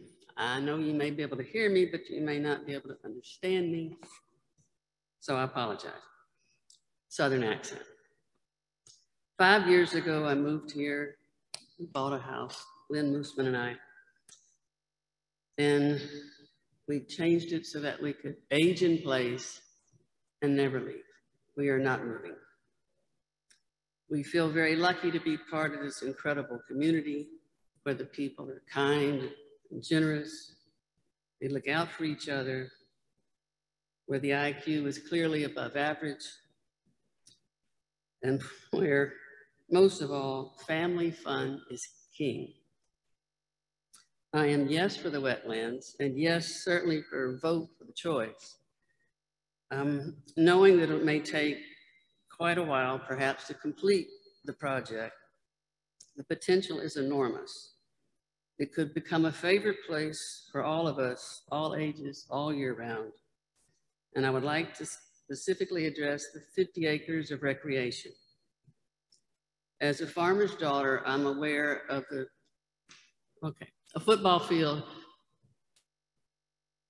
full length, full width, is only 1.3 acres. I'm sure the park board knows this, but I don't know that most people realize how much 50 acres means. It converts to 38 football fields. And there's a list of potential ideas for the recreation on the lbpreserve.com. There's at least 24. And clearly, many of those ideas, from soccer fields to fishing to bike, whatever, there's just a ton of ideas that could happen. It's huge. The potential is huge. What's hard is the wait to get it done and the trouble it can cause in getting all that done. But to me, it feels like the right thing to do, a cause worth fighting for. And it feels to me like a Lake Bluff thing to do. Because I'm old and I may not even see or let my grandchildren watch my grandchildren on it, I want to leave you with a saying that motivates me a great deal. The one who plants trees knowing they will never sit in their shade has at least begun to understand the meaning of life. Thank you.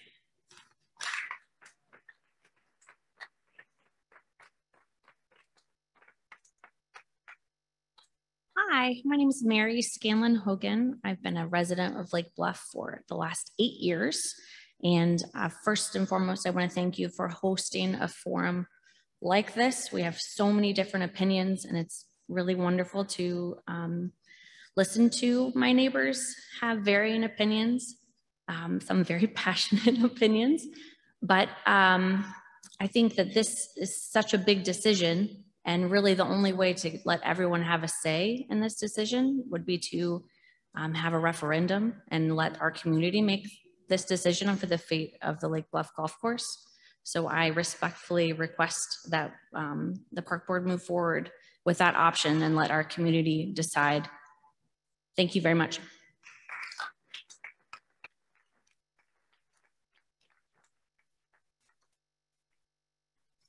Good evening. Thank you for your time. My name is Scott Mullenbach. I live in Lake Bluff on Monument Avenue. We've been here about 10 years or so, my wife and 2 kids and I. I just like to say, one, I see a lot of information about the credits, and no, there's no credits in Lake County for sale. So I just wanted to point out that of the 5 Army Corps wetlands, Buffalo Creek has 5 credits available, 25 coming online in the future. Neil Marsh has 1, 29 in the future. Squaw Creek has half a credit, 19 coming more online. Big Sag has actually used 6. They are -6, but have 29 in the future. And Mill Creek has 6 available and 86 more credits coming in the future. So there certainly will be competition for our credits should we go that route.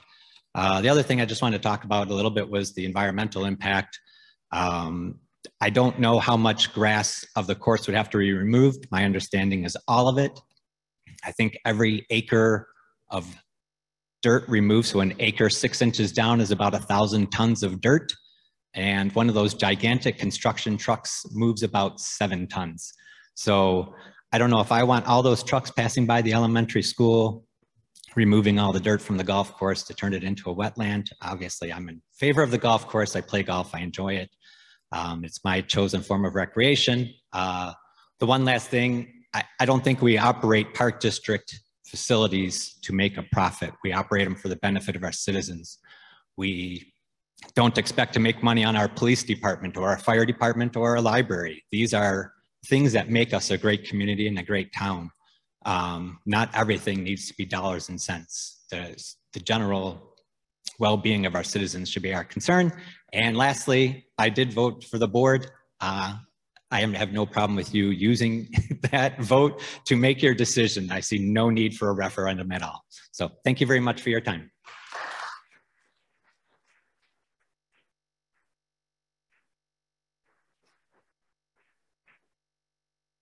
Hi, my name is Nisha Burns. I've lived in Lake Bluff for the last 15 years, and we're raising our 3 kids who are aged 15, 17, and 19. I care very deeply about this community, about our legacy, our safety, our diversity, and our inclusion of this beautiful community that I call home. And I want to thank you for your service on the Park Board Commission. And I use the word service very deliberately because your role is a public servant. And tonight you've heard a lot of very distinctive and differential opinions. You've heard facts, you've heard emotion, and you've heard ration. Your role as a public servant, you can choose to find the things that divide us, or you can choose the thing that unites us. And the thing that unites us is our passion for this community. And what's important for you as a public servant is to honor the entire community. And that's why putting this to vote and allowing not only the folks that are sitting here today, but also the broader community to have a vote. And this is such an important issue. So my call to action to you as public servants of Lake Bluff is to honor that public servant role by putting this to vote to the community. Thank you.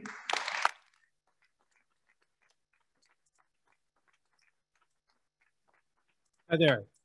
My name is Mark Wildman. I live in Lake Bluff on North Avenue. We've lived in Lake Bluff for 19 years, in Lake Forest for 7 years prior, my wife and I and our 2 kids. I was 10 when I moved here. So when I look at this proposal, and honestly, I wasn't that connected with it. I've been out of town quite a while, but I still see the yard signs from the Lake Bluff Preserve people. So I asked a friend of mine who actually signed the petition for the Lake Bluff Preserve, what is the proposal exactly? And he said, well, the golf course loses money and they're gonna turn it into a wetland.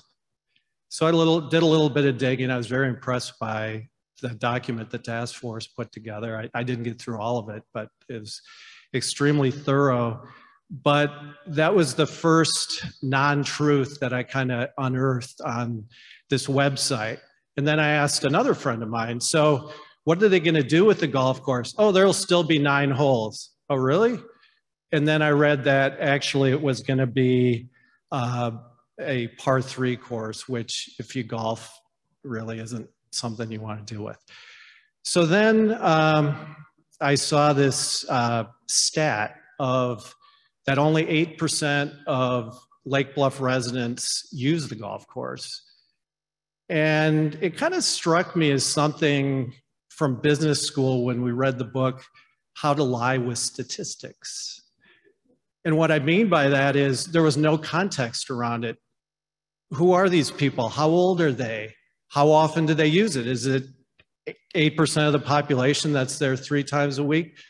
But most importantly to me, it came down to people, and especially kids. And what I love about Lake Bluff is how bike-friendly and kid-friendly it is. And we had a friend of our family, a family by the name of Casey. And I would urge the board, I'd actually urge everybody here to Google Sean Casey Evans Scholars. Sean was an Evans Scholar that his family was going through tough times, and he found golf as his happy place. Long story short, honors caddy, captain of the Lake Bluff High School team, and he got an Evans Scholarship to attend the University of Wisconsin, has a big career now. My bet is there are more Sean Caseys out there that ride their bike, carry their clubs, and play on the golf course, that if this golf course goes away, golf is pretty much out of the picture for them. So I would urge you to think carefully about that, especially in this day and age of mental illness and really having a hard time finding things for teenage boys to do other than playing violent video games. Thank you.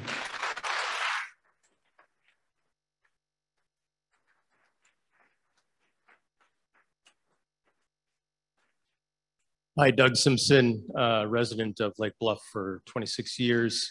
I'm a golfer. I supported the 2018 Saving the Golf Course. This option, though, was not there at the time, and I think it's important to understand that. We have a new option, and I think it's a very favorable option. My wife, Jenny, and I got involved with the Lake Bluff Preserve because we wanted people to understand this option. I thought the gentleman before this, which we don't stand in the same area, on the different sides of the aisle there, but I liked what he was saying, is that he went in and he researched this. And I want to thank the board for putting the task force together, because it brought forward information that our community didn't have. And there's more information if you want to go out there and research beyond just the task force information. But that's great that he went out and researched and looked at that. You've taken that step. Now let's take the next step. Let's talk to SMC. There's a lot of information I see of people asking questions about SMC. Do what the task force recommends. Sit down with them. It's not going to hurt. It's an option. That's what this is. It's an option. And the next thing that we want to understand is not just from an optional perspective, this is a critical question. You see, there's a lot of passion on both sides. I'm not saying that my answer is the answer. I'm not saying that the other folks' answer is the answer. But let's go with the community and let them decide what the answer is. Thank you very much.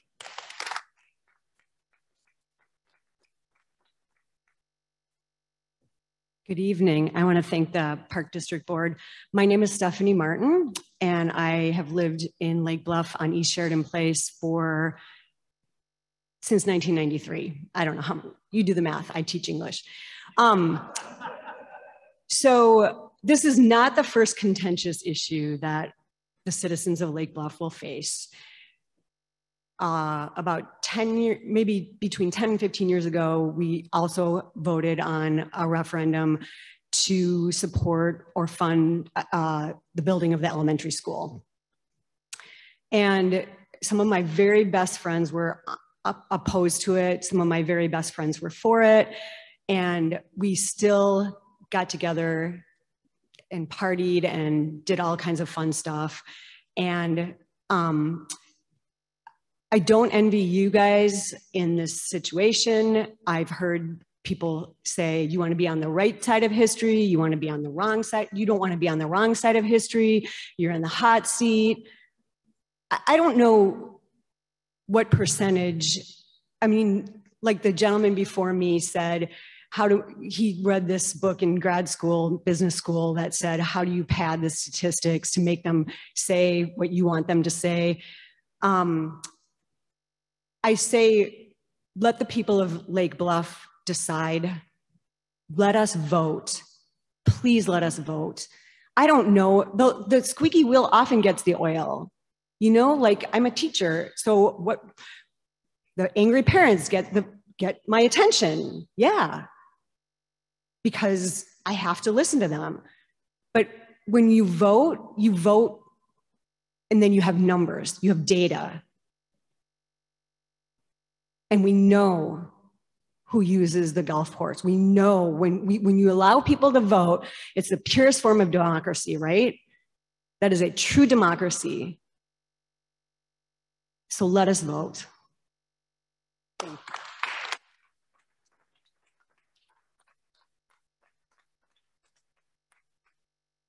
Good evening. I'm Susie McMurray, 454 Simpson, lived in Lake Bluff over 50 years. Mr. Minorini wrote a wonderful essay today, and it's on Facebook if you want to see it. He talks about how golf teaches. It teaches our children a sport. It teaches them manners. It teaches them teamwork, and it teaches them camaraderie. And Evans scholars come from these kids, and they make a difference in the world. I think that we need to work together. I think there needs to be some transparency in your process. There's rumors all over town and angry people saying weird things about how the money that would come through the park district would pay the taxes for the village for the Stonebridge fiasco. And I'm like, wait a minute, that can't be true, because that would be illegal. So, you know, go look up your facts and go see, you know, what really is happening. Also, Great Lakes, I feel that there's something missing from the task force, that they didn't pay attention to the involvement of Great Lakes. And I hear that Great Lakes is on board with all of this and that they would be happy to do this too. So we need to know more about the Great Lakes, those facts that are coming from there, because the water is up by Great Lakes. And why wouldn't they mitigate it before it got to us? That's my one question. You know, a 9-hole golf course would not be the end of the world. I'm old now, so I can play 9 and be happy, but you could play it from different tees in different ways, and have it still. The preserve will generate millions of dollars in those credits one time. And then I believe that the park district is in charge of taking care of the preserve in perpetuity, unless they sell it, which I don't think that's part of, you know, the whole thing. I don't think it can happen that way. So I'm not versed in all of this, but this is my humble mind interpretation of what's going on. And just make sure that all the facts are out there and that everybody has a chance to read them. Thank you for your service. You guys are amazing.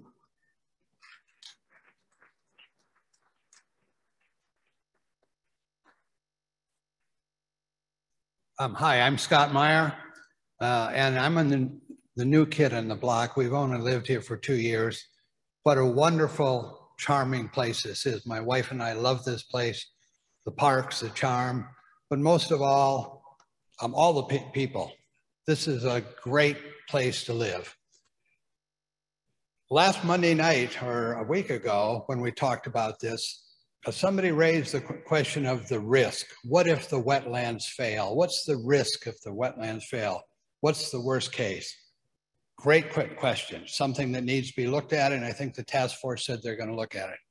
But we need to look at all of the risks. If we don't have the money to fix the beach, what's our risk? What's the worst case if another storm rolls in like we had 2 years ago and we haven't fixed the beach?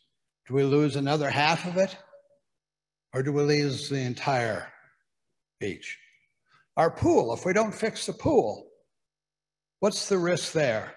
Or even our golf course we have right now, we see the flooding, and when that water stands on the holes and the fairways, what's our risk if we don't take care of that? Are we going to lose part of our golf course? So I want to first of all thank the park board, thank the task force, and then urge you, please, for every option out there, look at the risks and the rewards, and then the citizens, and yes, I do support a referendum, then the citizens can make an informed choice. Thank you.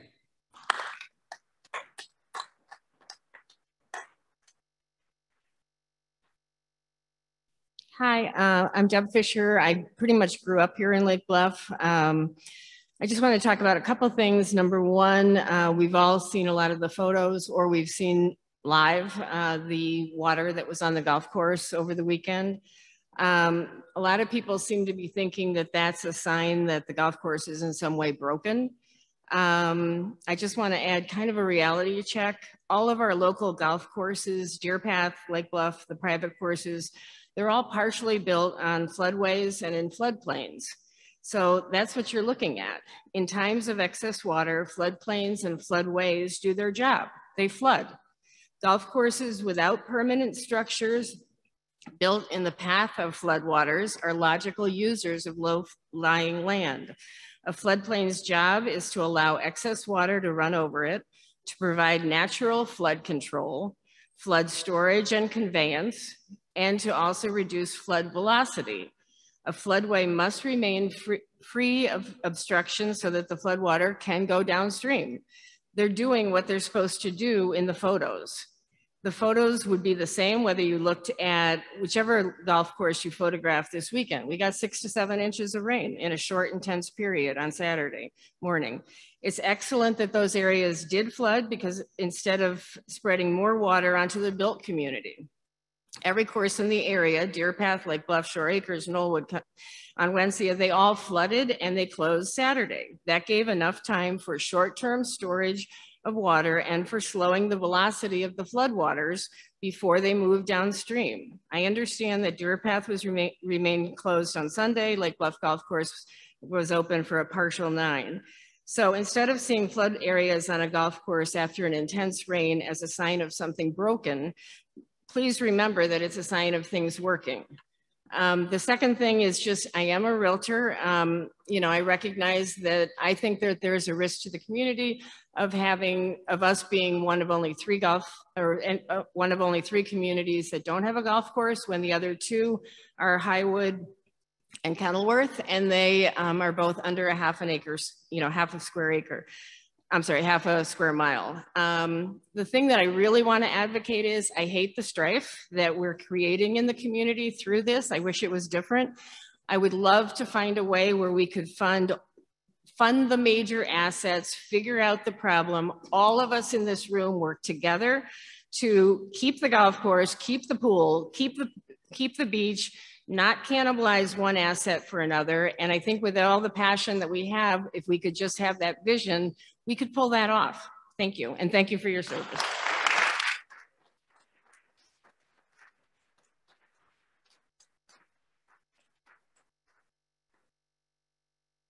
Good evening. My name's Rick Bull. I live over on Wimbledon. Just a few thoughts. If we go with the wetland, we are making an arrangement with an outside agency where our park district won't be calling the shots. I mean, inviting people in from DC or Springfield saying, do this, don't do that. You know, the froggish mugwort's in danger. You know, stop what you're doing. planted this, who planted that. So there's an unknown liability out there. I don't know what the present value of that is, but I could do the math for you. We do not live in a democracy. We live in a democratic republic where we elect people to make these decisions. So in the heat of the moment, it's not just how many people can I fit into my van and get over there to vote today. So I would take the other view, ask that this body make the decision. As near as I can tell, we're importing someone else's water problem. You know, why are we saying, oh, please send us, you know, some unspecified amount of water into our community, we'll take care of it. And again, based on some unknown amount of benefit that may or may not materialize. I know right now that if hard times hit, we just do nothing with the golf course and just let it sit for 100 years. It would cost nothing. But once we make a contract with an outside agency, we're making representations that we will positively act as they tell us to. And that scares me. Thank you.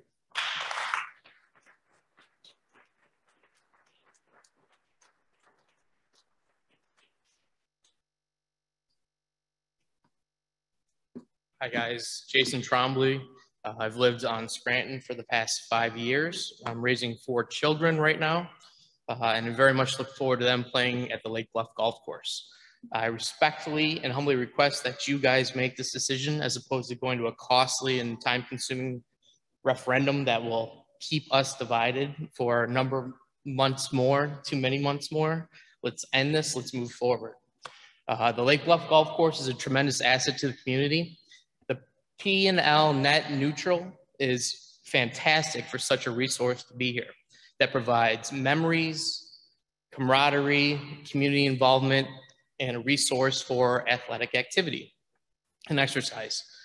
This deal reminds me, this potential deal for the golf, for the credits, environmental credits, reminds me of the Chicago parking meter deal, where, wow, $1 billion, let's take $1 billion and use that to, we can fix so many problems in Chicago with $1 billion. $1 billion went pretty quickly.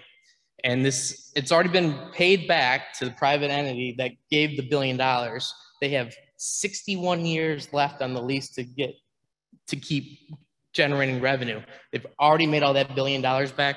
Chicago was not able to fix any of its problems with this $1 billion that they thought was going to fix all their problems.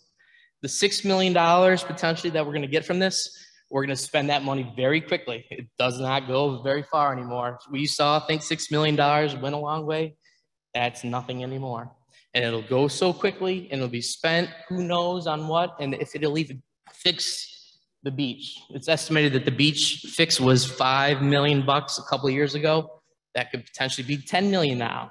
What if 5 to 6 million only fixes half the beach? What do we do then? And we've lost this resource of the golf course forever. Forever, it's gone. We lose all control, we lose all optionality, and for this tremendous resource is gone for $5 to $6 million, which may or may not pay for anything that's gonna fix our community. And that would be a shame, and we'd lose all control, and we'd be like, what did we just do? We just sold our soul to the devil. Thank you.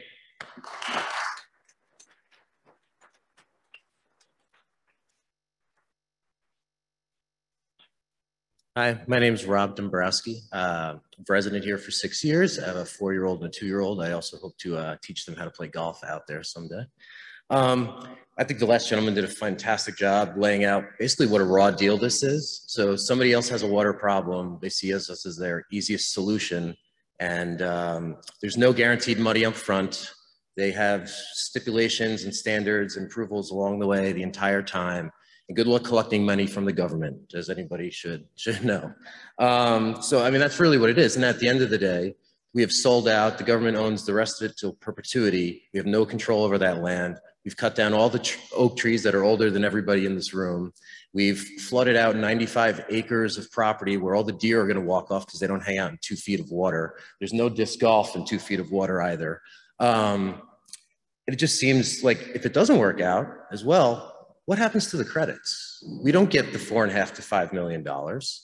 They've already flooded and cured their problem, so they don't really care, right? At the end of the day, it's on us to now turn this into a wetland that it's not naturally meant to be and hasn't been in 150 years. So just painting worst case scenario, 2 to 3 years from now, and this doesn't work out, and we're looking at this swamp and disgustingness out there, and we're not getting the credits, we're not hitting their approvals to get the money. So let them figure it out, let them work with the military base, they can get the money from the federal government, and 3 government entities can figure it out on their own, it's their problem. Just to the golf course, by the way, so we get 30,000, 31,000 rounds of golf, only, let's call it roughly, to your numbers, 10% come from local players here in Lake Bluff. So you're telling me that 28,000 rounds of golf come from people outside of this community. Okay, nothing else brings people into this town like that from outside, nothing. We don't have a bowling alley, we don't have a mall, we don't have a movie theater. Everything is exclusive to us, and I love that. The pool, the lake, all that nice stuff, that's the cutest part. The restaurants and bars, they're nice too, but we don't have a downtown bar district, nor do we necessarily want that riffraff after midnight. This golf course brings people here during the daylight hours to have a great time. Play with a guy today from Deerfield, comes here once or twice a week, loves to go to Luke's after. The businesses around here will suffer when 27 to 28,000 instances of people driving in and out of this town don't happen. They stop for gas, my friends from the city, they stop to get coffee, things happen. People go to Luke's, they go to Silo, they go to these places and enjoy them. They won't come back here. We will not come back again. So there's wonderful amenities here. This thing's the only asset. We don't make money off it because we give it to Golf Visions. They make money. So I just want everybody to know, the net neutral thing's wonderful. We could make more money off it if we decided to. So nobody's coming here to pay money to go to wetlands. It might not even work out. I don't know. So it just seems like a raw deal to get rid of something that has stood here for a while, is an asset to this community, and it will impact the community negatively economically to get rid of it. Thank you.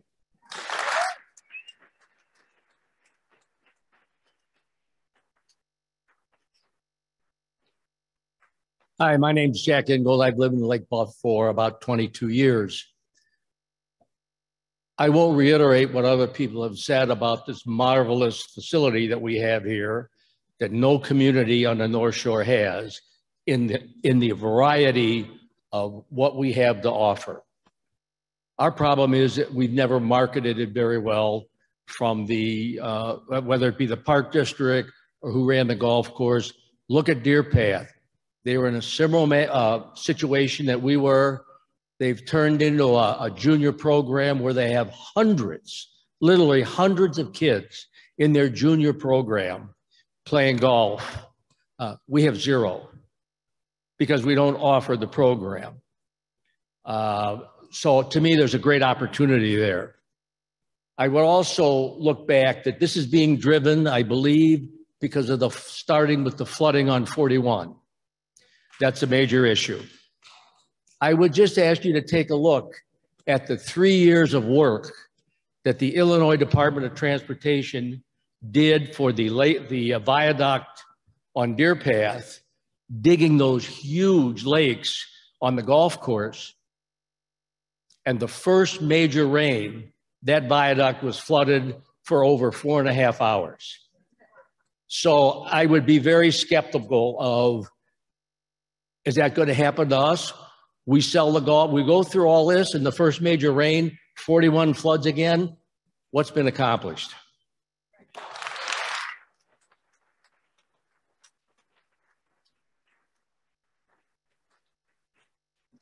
Good evening. I'm Dale Gamrath, born and raised here in Lake Bluff.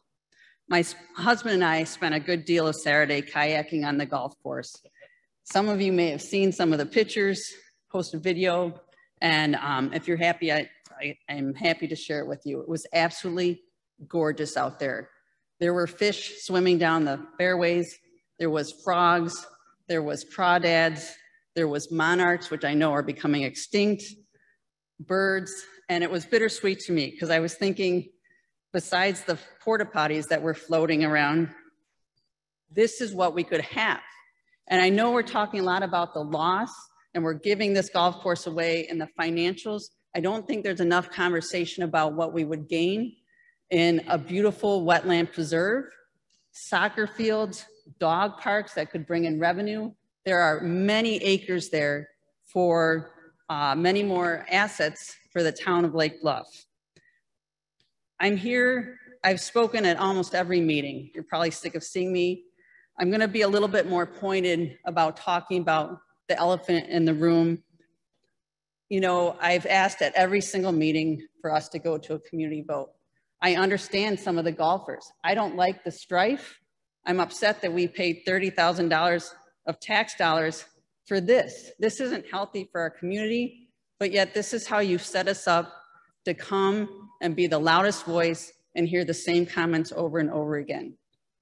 Really, the task force did a Herculean effort on researching and putting into writing the 373-page document, as well as presenting it to the town. If there's one thing I took away from July 11th meeting, is that this is a very viable opportunity that we need to look deeper into. Yet we are left with the 7 of you to make this decision. And we know there's a reason why all the golfers want you to vote. There's a reason why the preserve people want us to go to a town vote, because there's bias on this board. We have a board member that poses as his wife on social media to make biased comments.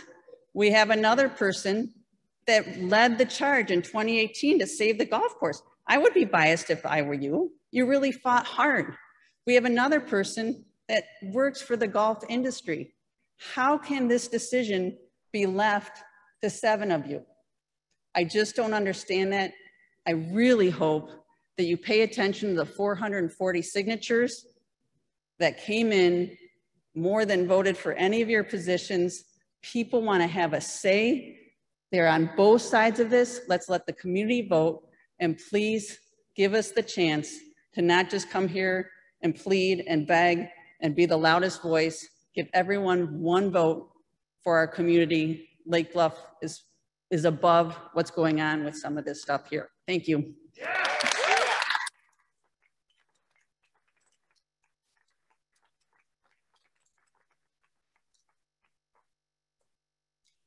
My name is Sheryl Becker, and I've lived in Lake Bluff for 35 years. And it seems to me that that this seems like the last chance.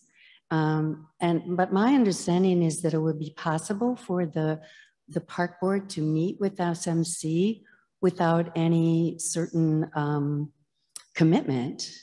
And having listened to the task force and the presentations, the questions that you all offered us to ask of the task force, I would suggest just exploring this opportunity, at least in the next step. Whether or not it's put up to a community vote, that any deal that would be made with SMT would be a negotiated one, that it would be a contract that we would negotiate. In other words, it seems to me that there's not a lot of downside to at least explore with SMC further what that deal would be. Thank you. And also I would recommend that everyone really do read the task force report, which is on the website, because they did incredible job of researching and facts. And some of the things that I think people understand here tonight are actually a misunderstanding from not reading the report. Like the dirt would not be hauled on the roads. It would all be on the golf course in order to make the prairie. So there are a couple other points like that that I think everyone could really find in the task force report themselves. Thank you very much for all your work. Thank you. While I'd like to invite you again, sir, you did already have one opportunity. So I would like, we also have some folks as well, I believe, on Zoom. So I sincerely appreciate that. We would like to go next to the folks who are on Zoom. I will ask again, please, that no one makes personal comments. That is something we have as one of our board policies. And we're going to ask, please, that you reserve from singling out or pointing out anything personally about anybody, whether it's a board member or anybody else in this room. We appreciate your respect for everyone by doing that. And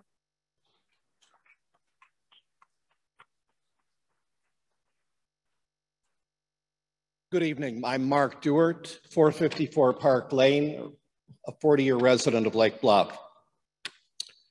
As a member of the Lake Bluff community, I trust the Park Board to be diligent in its assessment of the alternatives available for stormwater management, for golf, environmental wetlands, capital needs and planning, and associated funding and finances. The board must actively engage the public, users, the Stormwater Management Commission, the Army Corps of Engineers, Golf Visions, and all of the community stakeholders.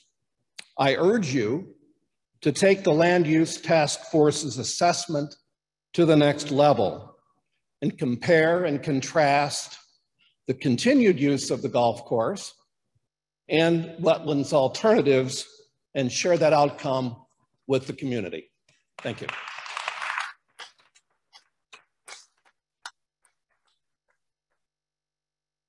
Good evening, Julie Gottschall. Many of you have heard from me already as a member of the task force, but today I want to address you as a resident to share my opinion on this issue. First, my bona fides. I moved here with my husband and 2 young children in 2004. Our first house was located on Green Bay Road, backing up to the Park District. We could not believe our good fortune in having all of those recreational offerings in our own backyard without any initiation fee or monthly dues. Since that time, we have been heavy users of the Park District and all that it has to offer: tennis, paddle, pickle, health club, yoga, goes on and on. Certainly the beach and the pool, and we believe that all of these assets must be protected. We have also been users of the golf course. When our girls were little, we got them golf bags and took them to the driving range. Of course, they would then pull out Barbie dolls, and so we failed to make them the scratch golfers we hope they'd grow into, but nonetheless, we have used that course many, many times over the years as a family. We had a family reunion here once for a 2-day golf tournament. People from 5 states came. It was wonderful to show off our town course. That said, my support for the golf course has never been unconditional. I joined the task force determined to keep an open mind and consider all perspectives on the issue. Having done so, I believe that the best decision for the community is to forego creation of a wetland and maintain the golf course for now. And here's why. We have a beautiful and valuable amenity that costs a negligible amount of our tax bill and is loved by a good cross-section of our community, both young and old. You have heard from many of those people tonight. If we destroy the golf course to sell wetland credits, we will lose dominion over 75 acres of Park District land forever, and we will assume a significant enduring responsibility for all future generations to maintain that wetland, come what may. The loss of amenity and autonomy and this assumption of the risk outside the Park District expertise to maintain a wetland in perpetuity to gain potentially $4.5 to $6.5 million over 10 years does not strike me as a worthy trade. I have much more to say, but I see that I'm running out of town, so I'm going to cut to some of the main points. You know, I think what this comes down to is the preferred uses of the land, the other alternatives. The golf course it's been stated that 8% of the town uses it. That's still 480 of our neighbors. They use it intensively. It's 5 hours around. That's a longer use than the beach or the pool would typically get. I think we have to be very careful about taking this actual use and comparing it to theoretical use of a theoretical place. I agree with those people that have commented that we can have and should have it all in Lake Bluff, and I urge you as a park board to look for solutions that will enable that to happen.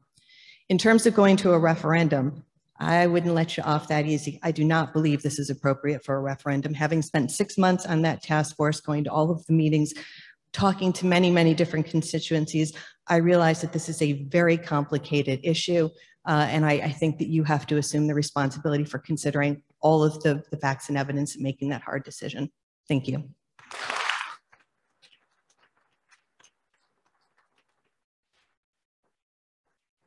Hi, my name is Barb Fox. I've been a resident of Lake Bluff since 2015. Love Lake Bluff, love everything about it. Love the golf course, love the open lands. love every comment made in this room because I know it comes from the heart. I respect the opinion of anyone who has formed an opinion on this subject of this land use.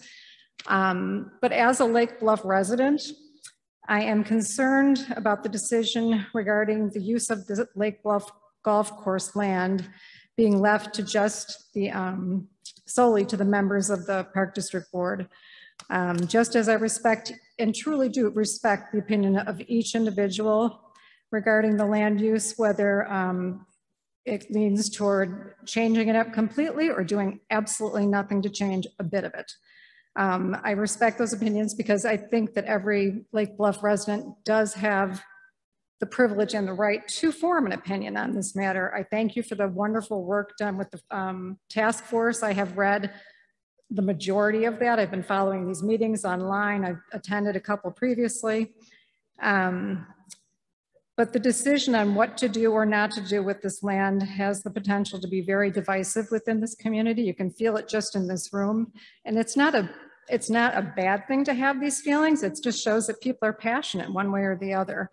I think it would be ideal for us in the long run to be able to look back at the decision that is made one day and say, it was made by the residents of Lake Bluff. So whether it went the way somebody wanted it to go or not, at the end of the day, it was their opinion that was expressed through their vote. Whether or not everybody exercises that option to vote or not, that's another thing, but that's up to them. So I respectfully ask that you consider letting this go to referendum. Thank you.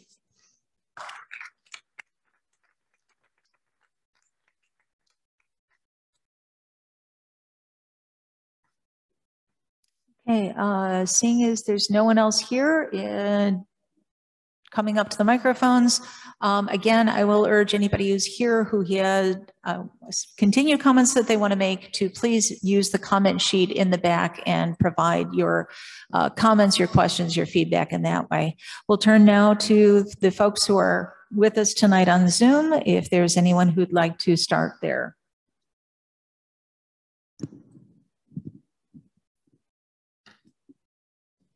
Yes, John Shaw.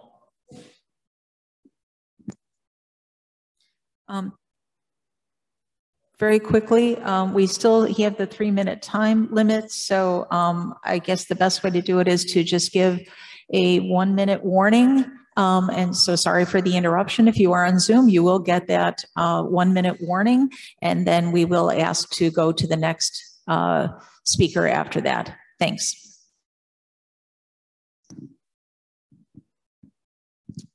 You can unmute, John.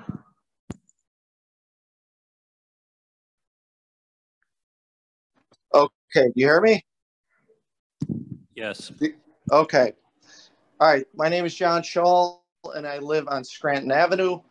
Much of what I was about to say has been covered by other people who enjoy our golf course. The one thing I will say is we've elected these 7 officials to make these informed decisions for us, and I trust them to study all the material and make these decisions for us. As far as the golf course costing us too much money, I think this is kind of an outdated excuse to try to sell part of our village for a speculative and temporary financial gain. It's not a windfall if you're selling 95 acres of prime North Shore real estate for that's worth $20 million or more for $5 or $6 million. It's a ridiculously bad deal. And it's also been said that Lake Bluff golfers such as myself can go play at Deer Path, Foss Park, and elsewhere. It's kind of laughable because popularity of golf has not just been isolated to Lake Bluff. By now, most of you have heard that the golf course has had over 30,000 rounds last year. Every course in the area has also had similar golf traffic. So there are no easy answers as to where we might go play if Lake Bluff is not an option. We'd be shoehorned into already crowded courses, which leads to slow rounds, or we'd have to add an hour of travel to go up to Zion or Mundelein to play other courses. So as a golfer, getting rid of Lake Bluff Golf Course is a disaster. I've also read some comments that we should let the people decide the face of the golf course by referendum. My only comment is this. If we are going to have a referendum, why would it only be on the financially stable golf course? When the golf course was costing us too much to operate, we addressed this and solved the issue. The pool and the beach are the current problem. If the referendum is to be considered, shouldn't everything be on it? Maybe we can close the pool, sell the land, or dump the money into the beach. Or maybe we can close the beach and just let the nature do what it wants to the beach and Bluff and save millions of dollars. I know, of course, this sounds ridiculous to many, but no less ridiculous than isolating our most popular recreation and eliminating it from a sizable portion of Lake Bluff residents who want to golf. Understand, we want to golf. So, and I mean, I have a lot more to say about this, and I guess I'll save it to our next meeting, but just understand your neighbors want to golf, and it's a good golf course. Leave us alone. Thank you. Thank you.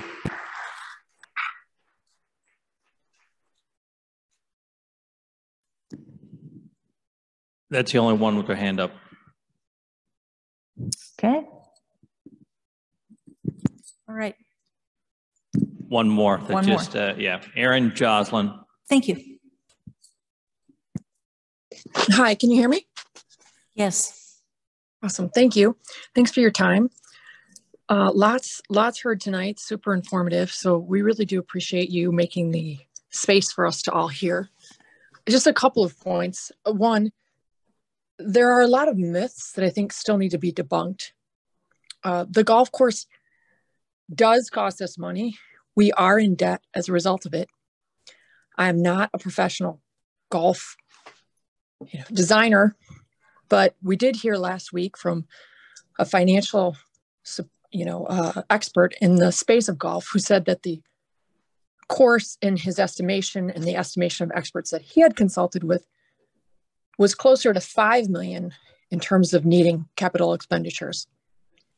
And so I think that there are clearly myths on either side that need to be debunked. I find it interesting that we spent $30,000 for a PR firm. I'm not sure what we were PRing yet at this juncture, but it seems like we need to invest similar dollars into experts who actually, above and beyond the task force that did a phenomenal job, of course, and especially given the fact that it was all volunteer. But it does seem that there is more expertise needed in this space to debunk both sides. And it's, no one thought there would be a car that ran on a battery long ago. It was a possibility. And look where we are today.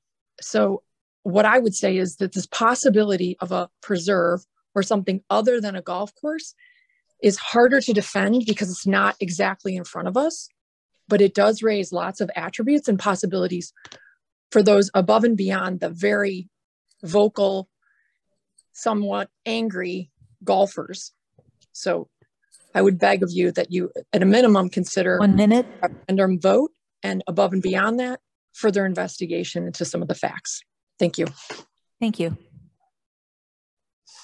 We have one other person. I'm sorry, Mr. Porter, you did speak earlier today, so I appreciate you wanting to do this again, but we do have another date in front of us. We also have the comment sheet. There are no more hands raised at this time. Thank you. Thank you, everyone, and especially for those of you who stayed till the very bitter end, whether you're here personally or you're on Zoom. I really appreciated the person who stood up tonight who made the quote of the one who plants trees knowing that you will never send shade really understands life. That's a very poignant thing because of where we stand today, not only as a community, but also our Lake Bluff Park District mission. It's on the bottom of the comment sheet, but I hate to read aloud to all of you, but I will. As responsible stewards of community resources, the district will enhance the community, through recreational experiences in a fun, safe, and healthy environment. That's our charge. That's the oath that we took as a board, and that's why we want to listen to everybody with where they are on this matter. So thank you all for your participation again tonight. We are meeting again on August 9th at 6:30 again for public comment, question, commentary, feedback. We welcome you all again. That could be your second bite at the apple if you want to call it that, but we welcome everybody that evening. I'll ask for a motion to close or to adjourn. So moved. Second. All in favor? Aye. Thank you. This meeting is concluded. Thank you.